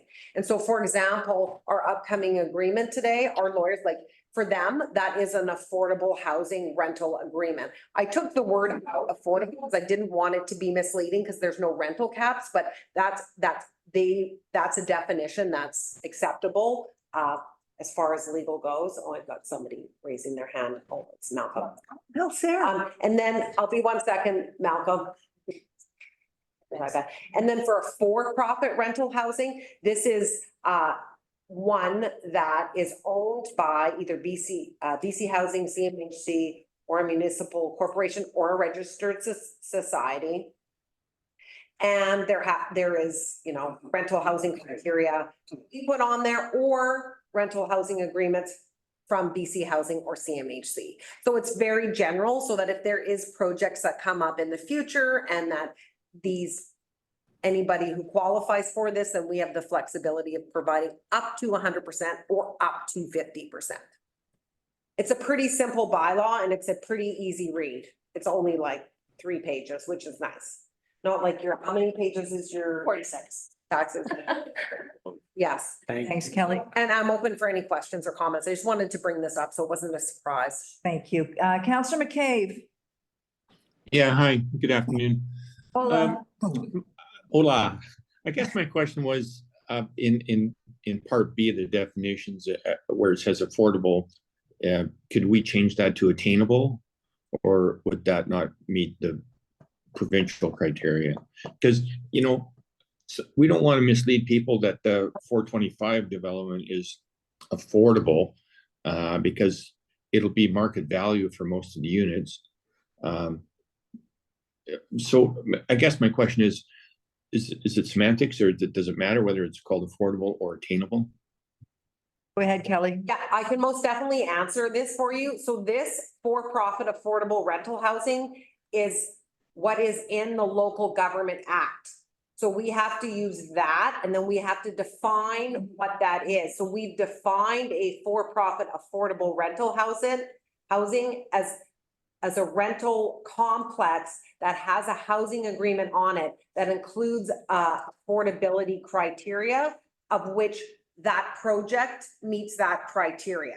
So here, no, we can't change that in our DCC bylaw.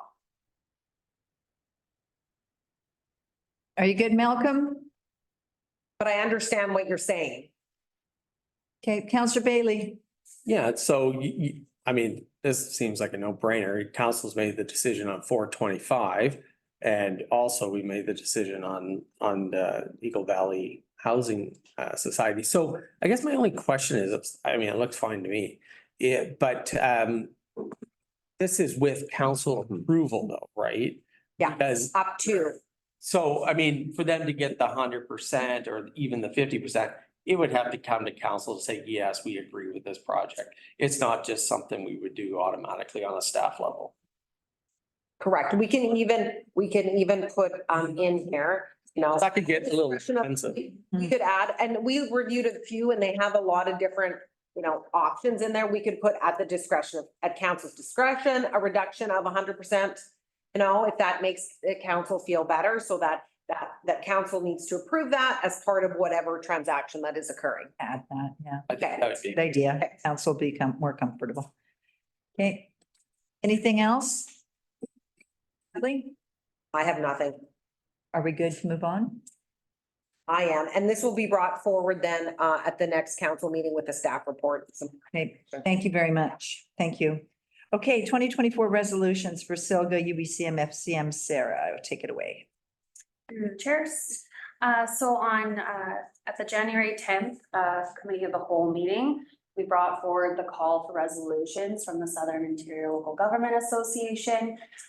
So this is an opportunity for council to lobby other levels of government on issues that matter to them and that governments across region and BC.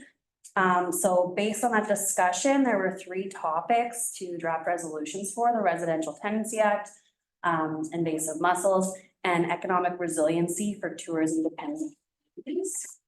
So since that date, staff has prepared drafting the resolutions. So that was based on discussions at the Committee of the Whole. Also, there was input from the Housing Committee regarding the BC Residential Tenancy Act. We reached out to the Tourism, TODA, Thompson Okanagan Tourism Association, thank you. And we also connected with the Okanagan Basin Water Board and Shuswap Watershed Council regarding invasive mussels. So I don't know if you want to read through each one and provide input, but the idea is that after today, we'll finalize them and then bring them back to the February 28th regular council meeting for you to formally endorse, and then they will be submitted to the Southern Interior Government Association for the consideration at the upcoming convention in April. And the deadline to submit is the 29th. So we'll be sending them on the Thursday after you guys vote on them on the Wednesday. That's it.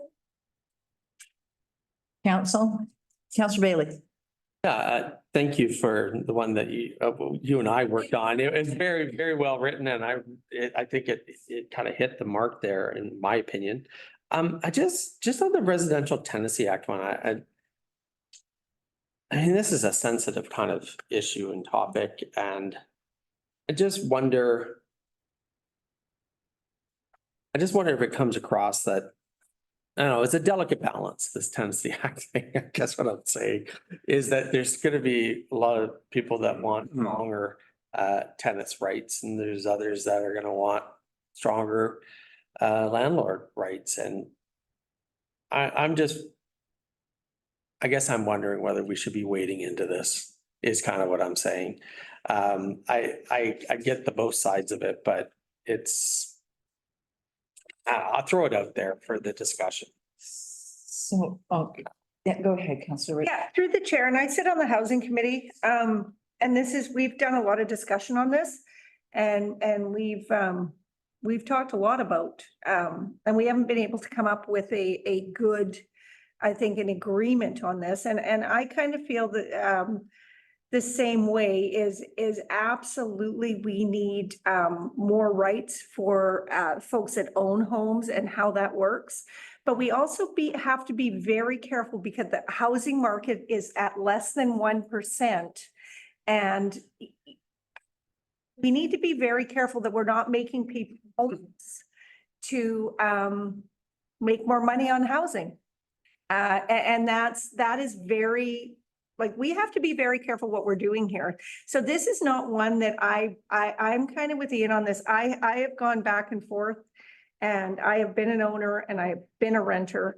And I think this is over our pay scale, to be honest. I don't think we've gone far enough into this. We need to be, it's very easy to say, because when you look at the Tenancy Act, it actually is very far for the renter. But if we go this far, we got a lot of people that are fighting homelessness. We've got nurses living in cars in Vernon. We just need to be very careful. And I don't know if we have enough information to endorse that. I don't feel we do. I do agree. It has to swing to the center. It can't swing. Right now, it's swinging too far one way. So perhaps we need to do more research, but I don't understand why. I think Alberta has a good system where we've got $20 million in conflict resolution dedicated to rentals. Like, that's a problem. The BC government has budgeted $20 million for conflict resolution. Is that just me, or why is there so much conflict resolution? Why? So, and Alberta has an agreement and does not have the issues that we have here in BC. They have the same problems as we do. So I guess maybe it's not time to take it to Silga yet, but I think we need to look at it a little bit closer and see where we can bring the two sides closer together, because I mean, the short-term rentals, it's not fair to try and force folks to long-term rent their house when they're fearful of doing so. That's not fair either. So I guess as council, we either wrap this, do a bit more research, or we tweak it, move it forward and see what Silga says, because we're not making a decision. We're taking it out there to see what the world has to say about it. The rest of us have to say about it. So, Councillor Bushel. Yeah, it's a tough one. I kind of agree that any document that's 20 years old that hasn't been reviewed in today's society should be reviewed, especially a government document, because things, times change, but I don't know how, like I say, I don't know if we should dip into this one either, because it is very touchy right now with no accommodation. So I do think it should be addressed by the province, a review anyways, but I don't know if we're the ones to shut it out. Pam, right before I go to you and then go to Bob, perhaps that should be the resolution. That the province reviews it, and we ask the province to review the Tenancy Act so that it's fair for all, and it's a 20-year-old document, right? So needs a refreshing. Maybe that's where we're going with this. Councillor Beach. Through the chair, that's what I was just gonna say, that the resolution is actually asking for the province of British Columbia to conduct a formal review, and I don't see anything wrong with that. It needs to be reviewed. That's all we're asking for. I mean, maybe we say stuff, I'd have to go to break it out, but the resolution itself is just asking for a formal review and it's obviously time. Great. Councillor Evans. Through the chair, yeah, I was just gonna say that it's just asking for a formal review, and I think it's time that we need one. I don't think it's pushing one way or the other. It's just saying we need to, as a province, review this. So I'm not afraid of the review. I'm not either. Sarah?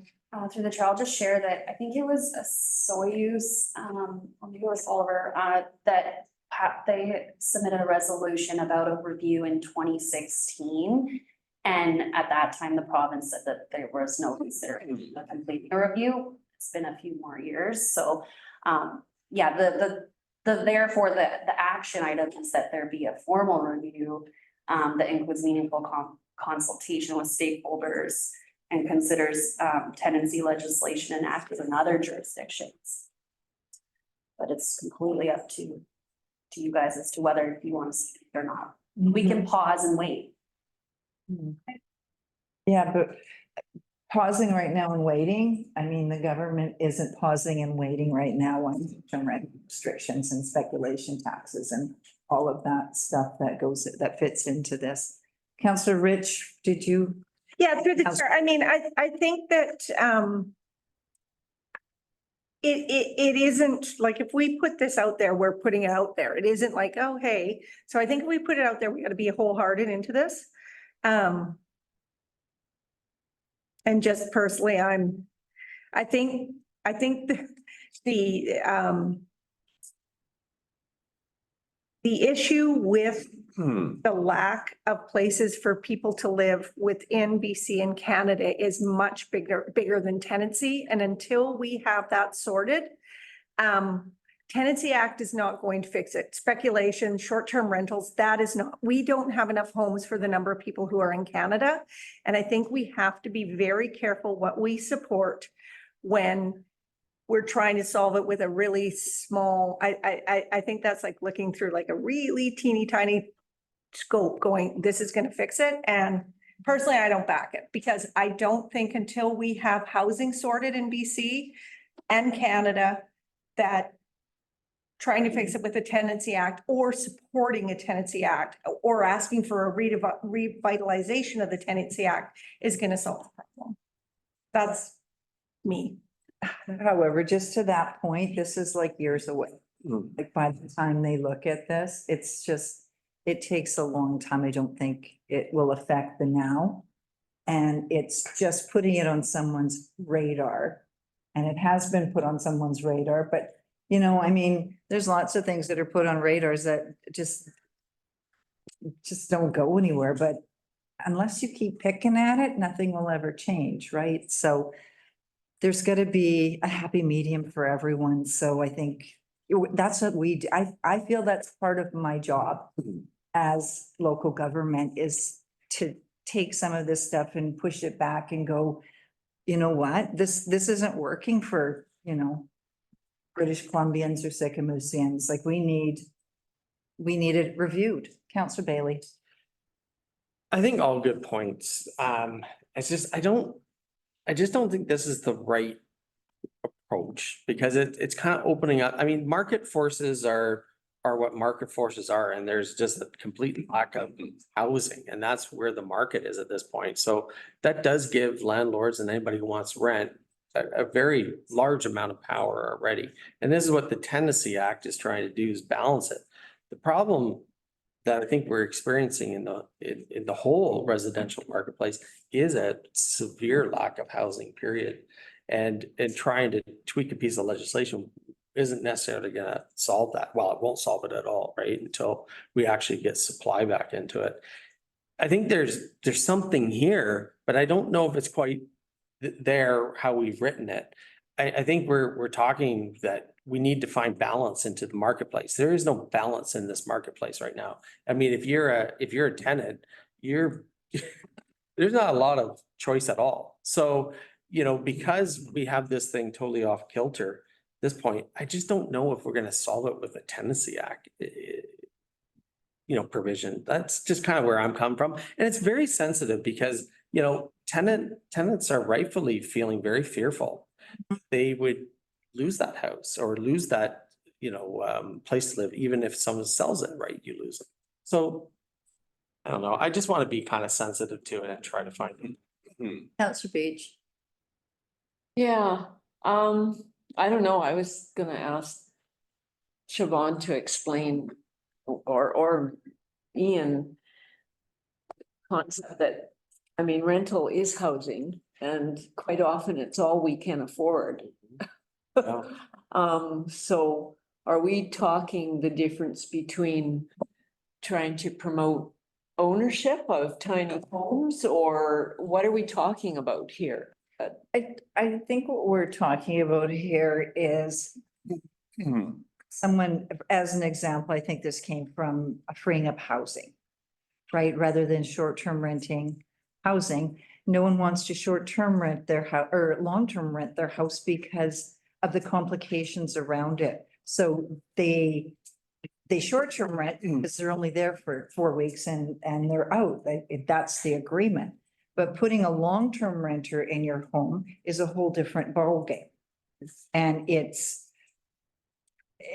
complicated. So I'm not saying that we sway all the way over here and give homeowners, you know, all the rights to do whatever. I'm just saying that there's got to be some encouragement for a homeowner to rent their home long-term as opposed to short-term. Go ahead, Councillor Rich. Yeah, and through the chair, I mean, there are horror stories on either side.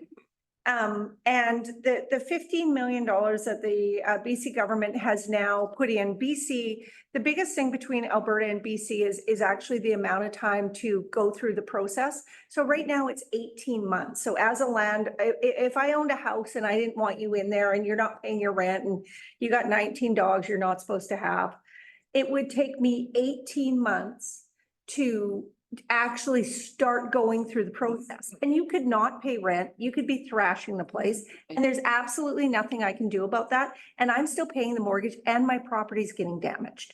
That being said, on a renter's side, they could be the best tenant, always paid, yada, yada, yada. And the landlord can go, oh, I'm going to put my son-in-law in there for 3 months. And now you've paid your rent and you've lived there 10 years and maintained the place and did a great job. But you're only paying $1,100 and that house, I think I can get $3,000 for. So now I'm kicking you out. So there's all kinds of different things. And I just think this is way above our pay grade. And I mean, if we were going to say anything on this, maybe looking at just what the tenancy, but what I would like to see is maybe what we need to do is ask the government for more purpose-built rentals. Because from the 80s and 90s, we had purpose-built rentals and purpose-built rentals stopped happening, where the government actually paid for purpose-built rentals up until the 90s, and those were removed. And now we don't have enough homes for the people that are actually living in Canada. So we need to be very careful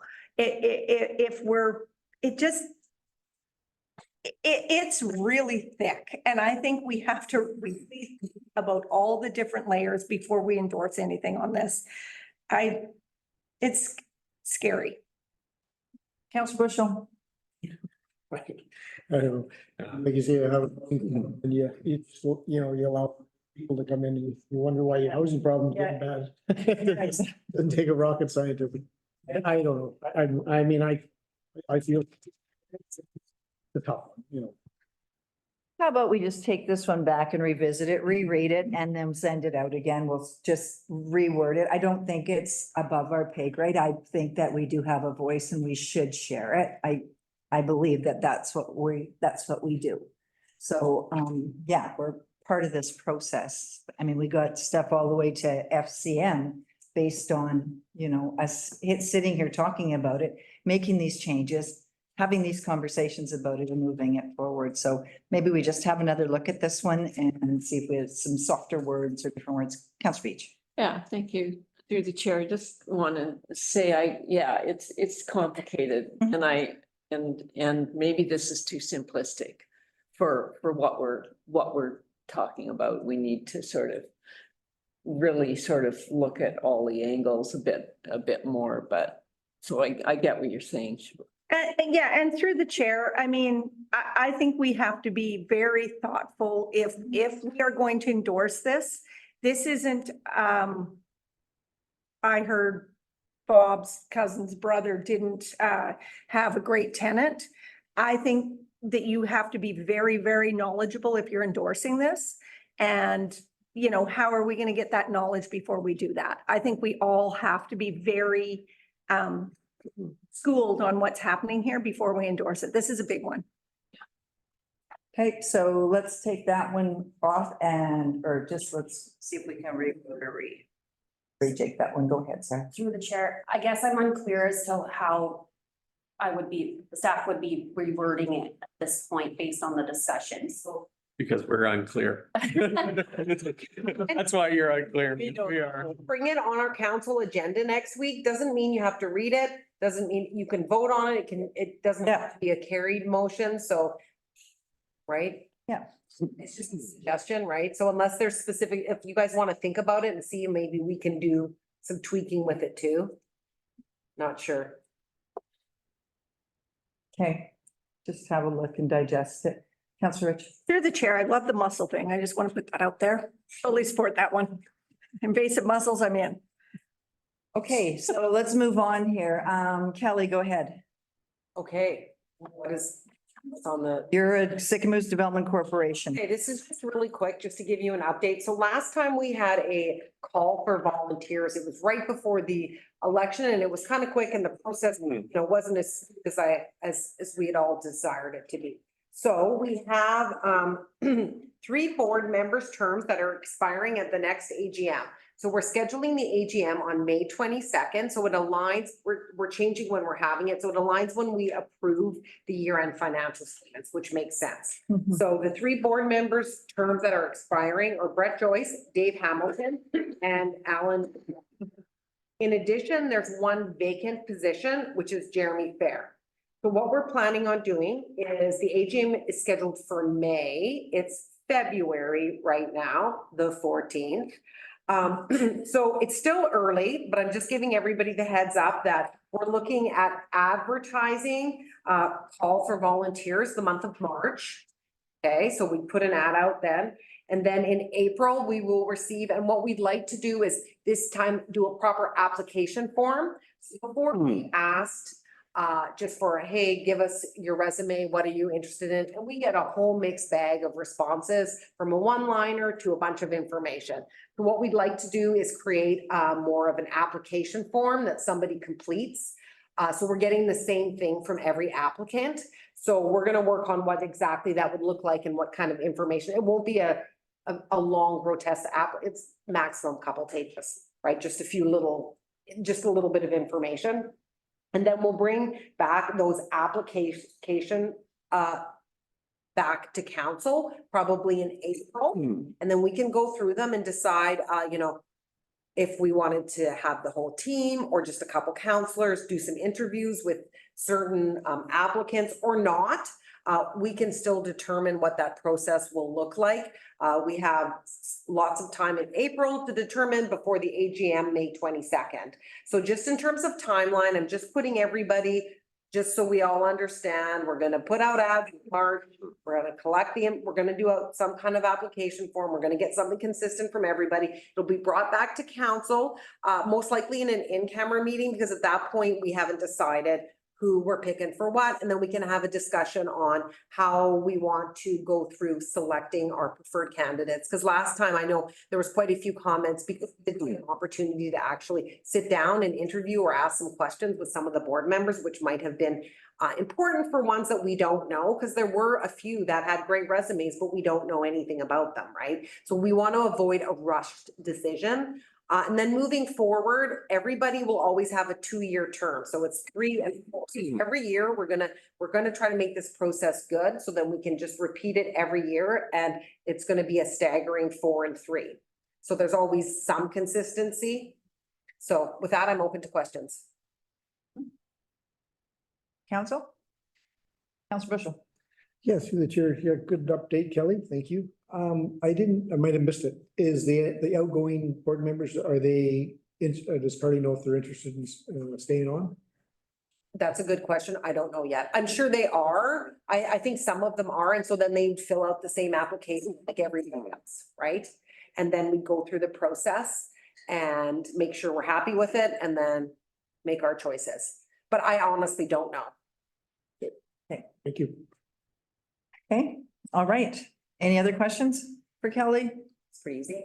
Daryl, take it away. Hey, through the chair, I have one question and it's how I'm gonna put 15-minute update into like 3 minutes or 2. So it's gonna be really quick. Just high-level stuff behind the scenes, quick operations update.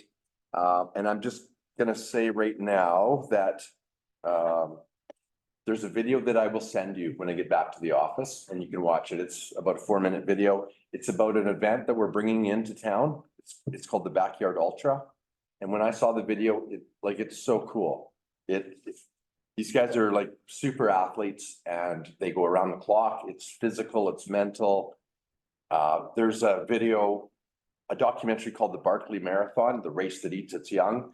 You guys should watch that. I'll send that little link with my email. Watch it. It's coming. We're gonna do it at the beach park in April, and they're gonna run until they can't run anymore. Like, I won't give it away.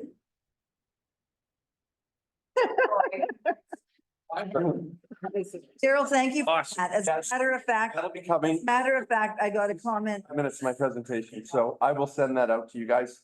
I can share the video now. We do have a little. We have a few minutes. It's a 4-minute video about what this backyard ultra. It explains it better than I can, so. And it was in Salmon Arm last year. It was. This year, Yes. Salmon Arm's a little bit disappointed right now that they don't have it. Yeah. So, yeah. Yeah, that'd be great. And But- there's an ad on here for, Fiber.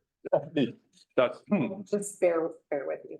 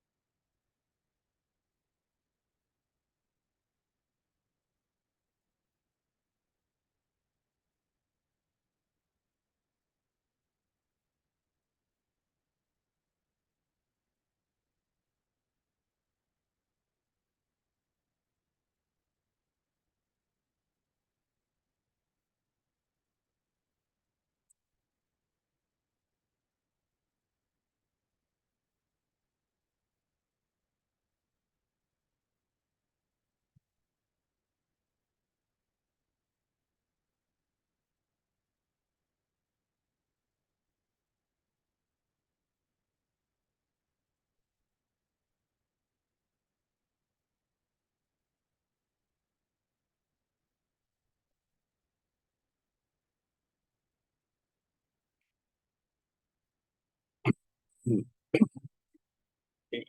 20 minutes.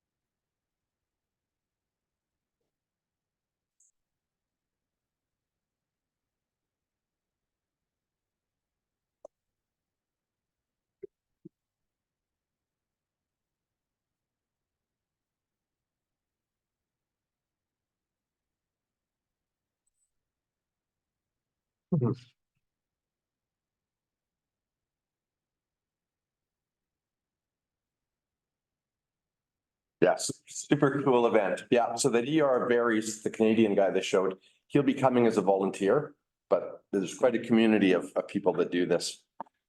So that'll be through the nature trail, and we'll give you more details as we get closer, and we'll hype it and promote it, and I think it's a really big deal, so. What are the dates, Daryl? Right now, 27th, 28th, 29th of April. On there, 26. They'll probably set up the 26th. Yeah, maybe just send the video We'll get some stuff to us. for sure. We're gonna lose Malcolm here soon, so we need to Okay. get moving. So behind the scenes, we're working on the pump track landscape plan and some hydro stuff that's going on. I just got an email here 15 minutes ago. Looks like our landscape is coming along. The healing center, we're getting ready because construction's coming. We have to get some trees out of that site. We're starting to get notices out now, and there'll be more notices coming out by the end of the week. And next week, we should be taking out the selected trees. I think we had a video or a little image of where they're coming out. Perfect. Riverside Water Main, we're doing the final touches on design, hoping to get that out to tender in the next couple of weeks. And then behind the scenes, we're working hard on the wastewater plant, the permitting process with the province. We're ready for that pre-app meeting that they've said would be within a 120-day window. So we're getting to the end of that window, and we've got all of our stuff ready. So we're waiting for that. In the regular meeting today, there will be a letter coming from Shuswap Trail Alliance, and they're seeking our support for them to obtain federal Pacifican grant funding. And so they're bundling a few of their projects together. One of them is our Owlhead mountain bike phase 1. So if they do get this grant, if we give them a letter of support, that would probably help. And if they do get that grant, it could pay up to 2/3 of our phase 1 at the Owlhead, which is really good. So yeah, I'll call it done there, and I'll send you a link to the backyard ultra thing. Perfect. Thank you, Daryl. Yeah, since we really raced through that, can you send us some of these documents as well, like where the trees are coming out, things like that? Sure. I feel like there's a lot more there that we should be asking some questions on, but maybe just on the water treatment plant, or sorry, the sewage, the wastewater. This is a pretty important topic, so I'm wondering if you can just dive into that a little bit. And 10 seconds. Yeah, it's just kind of an update, just to let you know that our correspondence with the province has been that we need to set up a pre-application meeting to get our permitting in place. And so our submission went in September. They said it would take 30 days to process, and then there's a 120-day window where they would set a pre-application meeting with us. And they said, come to the meeting and have your operating protocol, like all of our procedures, your emergency response stuff, your contingency plans. There was a list of things that we've been compiling for that meeting. So we feel like we're ready to come to the table and sit down with them. The wastewater plant, you know, we could talk about that for a long time. There's an end game where we're going to have better technology and we're going to be able to increase the capacity. That's the goal, is to you know, change from a Pinto to a, say, a Tesla, but let's call it a Chevy. So that's really where we're headed. And in the meantime, we've got things that we need to do at the plant to keep things running smoothly. So we're looking at, you know, doing some rapid infiltration basin fixes this year. We're going to do some work on those and make sure our drainage is good. We're testing different polymers because we're going through a lot of chemical. Little pieces to keep us running and compliant.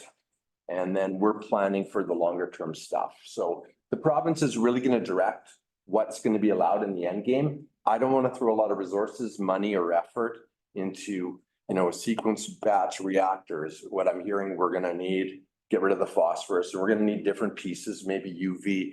I don't even want to start sourcing that stuff out or looking at it until I speak with the province and say, this is our end game. This is our goal. We want this so clean that we can, you know, we can be compliant. And then they will help steer us. And then we'll make a smart plan for the long range. and a shorter term to keep us going. Councillor Rich. Through the chair. So two things completely separate. When we met with the First Nations, at the Healing Center last year, Edna brought up that she wanted the, bark off the cedar trees. Has that been addressed and that will go where it needs to be? Yeah, through the chair, I've reached out. I've sent them the map of the trees that are coming out and let them know that the week of the 19th, they'll be coming out, so Okay. they can help themselves to the bark. And through the chair, second question is, I really think we need to look at the parking down Main Street and then Riverside about, we've got 24-hour parking all through there where people drop their boat trailers and they set out there. Well, we have the two housing projects and the Healing Center going in. I really think we need to look at making that 3-hour parking so that our businesses have that rotation through, that we don't have apartment parking and we don't have trailers and stuff being set there over the year. It is February and in May, that's going to become an issue. So I don't know who looks at that or how we change that or if we want to change that, but that comes to council. That parking, because parking is going to be a prime through that. And I think we really need to look at our Main Street parking and down Finlayson and the beach park and all that. And that 24 comes off, in my opinion. You. Hey, anyone else have something for Daryl? Councillor Beach.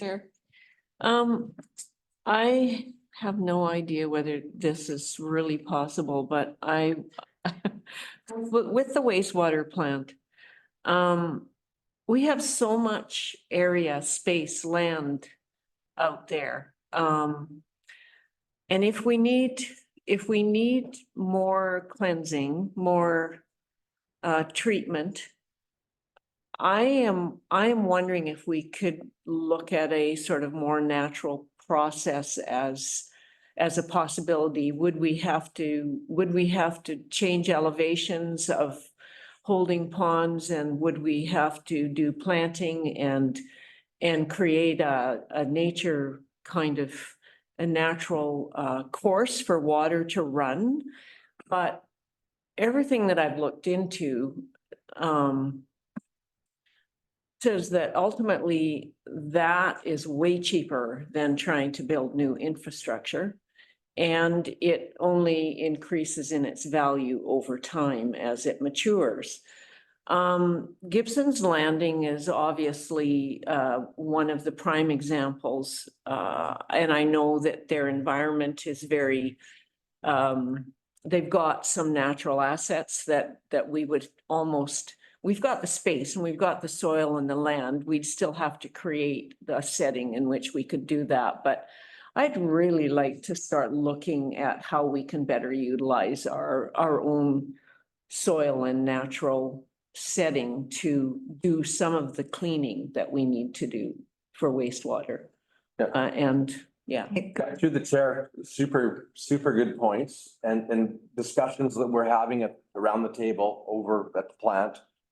They're centering on those things. So we have talked about possibly having to raise the RIBs up higher. Okay. The RIBs are those big basins that we have in the fenced unit. Yeah. And so they're just like they sound, rapid infiltration basins. So really the sand is a part of the cleaning mechanism, like through as the water moves through. Yeah. We are using that for cleansing, but there's like some of the rules have changed over the years, and now they're looking for nitrites, and now they're looking for ammonias, and now so we have to make sure that whatever we do is we're thinking of all of these things and utilizing the land.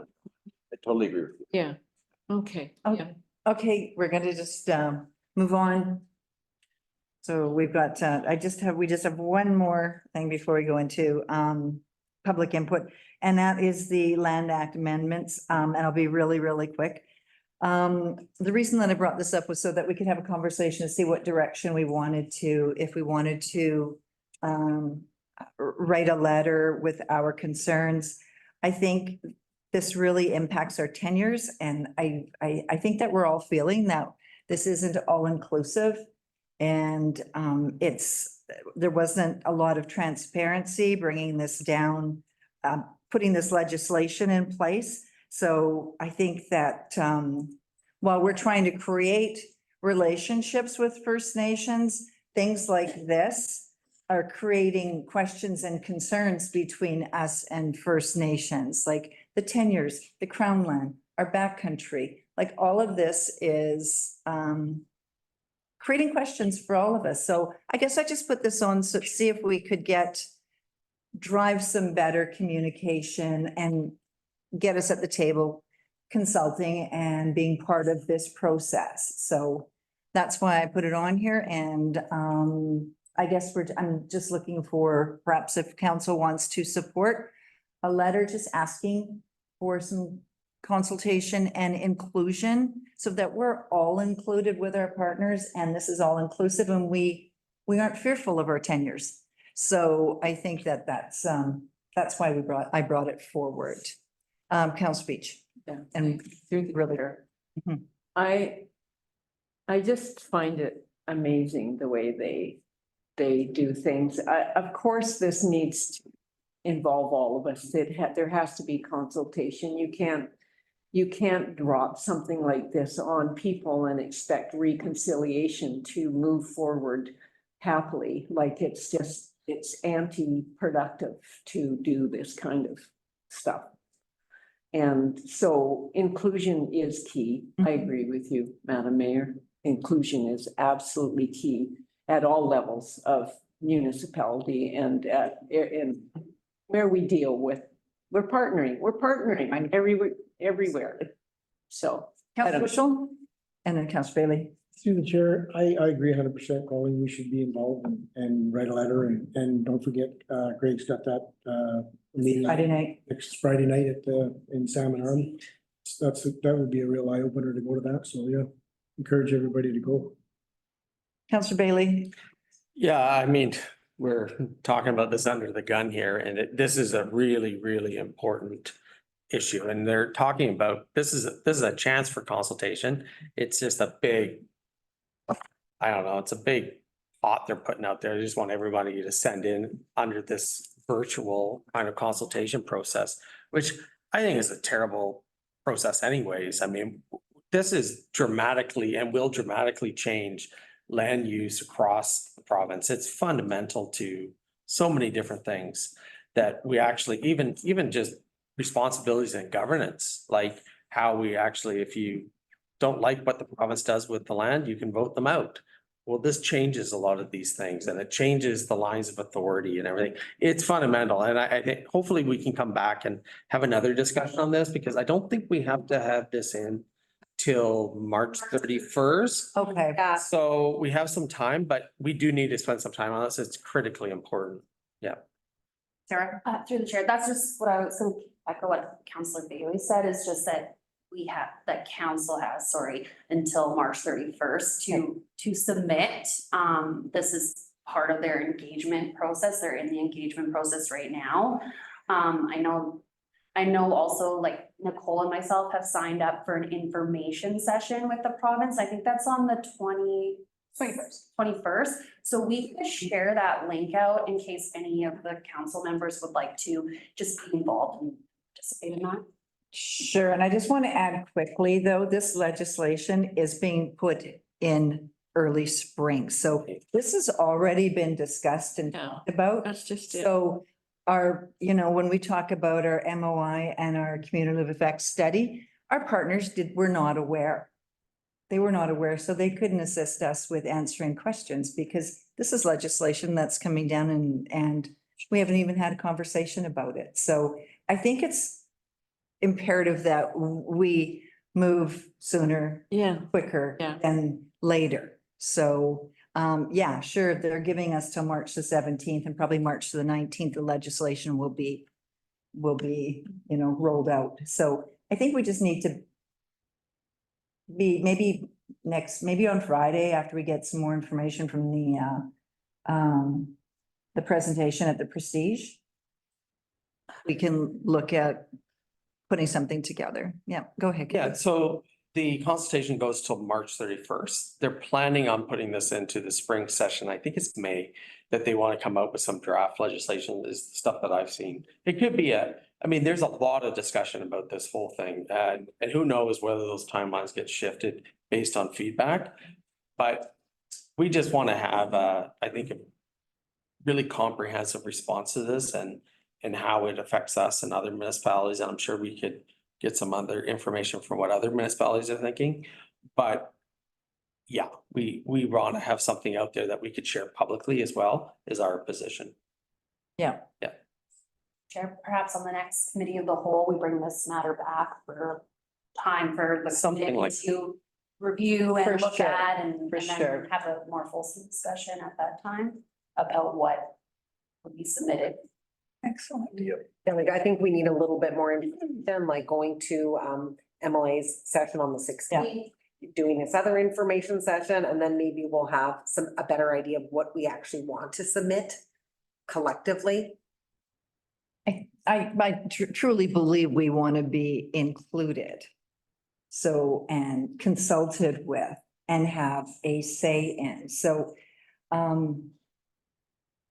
if you want to, wait, that's fine. We can wait and move forward. But I think, at that point in time, but I think it's really important that the government is fast tracking this. So Yeah. either we jump on the fast track with them or we're gonna not be part of it.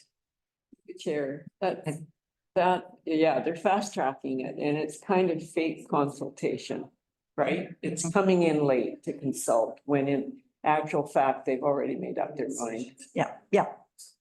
Just, Councillor Bailey. yeah, they're not going to close off the consultation until March 31st. So but what I'm trying to say, we just need to have a comprehensive point of view and say, here's all the issues that we view as a municipality impacting us. So I don't think we're going to miss the boat. They're going to, after March 31st, what they're going to do is going to look at all of the responses, and we're going to be one of several thousands, if not more, tens of thousands possible. That's going to be part of that. So, it's important that we do it, but we're going to be one of many, many, many voices on this issue. And it's already happening. It's all of the resource sectors are engaged, forestry, like it's such a huge change. It's fundamental. So. Councillor Bushel, did you have something else to add? No, No, do our homework and hopefully we can write a letter pretty quick. bring it to them. So do we want to move forward with penning something or getting Sarah after her meetings, or you're going into a session, you and Nicole? There's an information session What is it? on the did you say the 21st? 21st, you said. Keeps wanting to say the 22nd, on the 21st of February. Could we put it Yep, go ahead. on the next cow and actually have some time to talk about it? I mean, that'd be my suggestion. And Councillor Evans. We will, like I say, we will be making a motion to do a reply to the government, Yeah. sure. But I think we just gotta get a little more, unless you wanna make a motion now, it doesn't matter to me. We're gonna do it anyways. Right? I mean, I can make a motion, but we gotta do our homework for the next 3 weeks. And what we're gonna say in that motion to the government. Councillor Evans. Thank you, through the chair. The information session is next Wednesday, the 21st. Where, when? It's online That's online. and there's a town hall on The 16th Yeah, the local town hall. at the Prestige, yeah. you have to sign up. You do have to register for it. I just think it'd give us some time to talk about it, that's all. And, in the interim, all of us could go and read up a little bit more on it. I've read a little bit of it, but I'd like to certainly read more. But it's whatever council wants. Go ahead, Councillor. Yeah, we need to get this on cow next time for sure and do our On the research next cow? between now and then. Everybody in favor of that? Okay, all right, let's get it on the next cow. From one cow to another. From one. Okay, so, because of the time, I think we're gonna skip council reports and just go to public input. Is anyone interested, or is there anyone online with their hand up? Does anyone have any questions online? No? Okay, We need to. we're gonna adjourn. Recommend that the committee of the whole meeting for February 14th, 2024 be adjourned at the time being 3:19. Have a mover?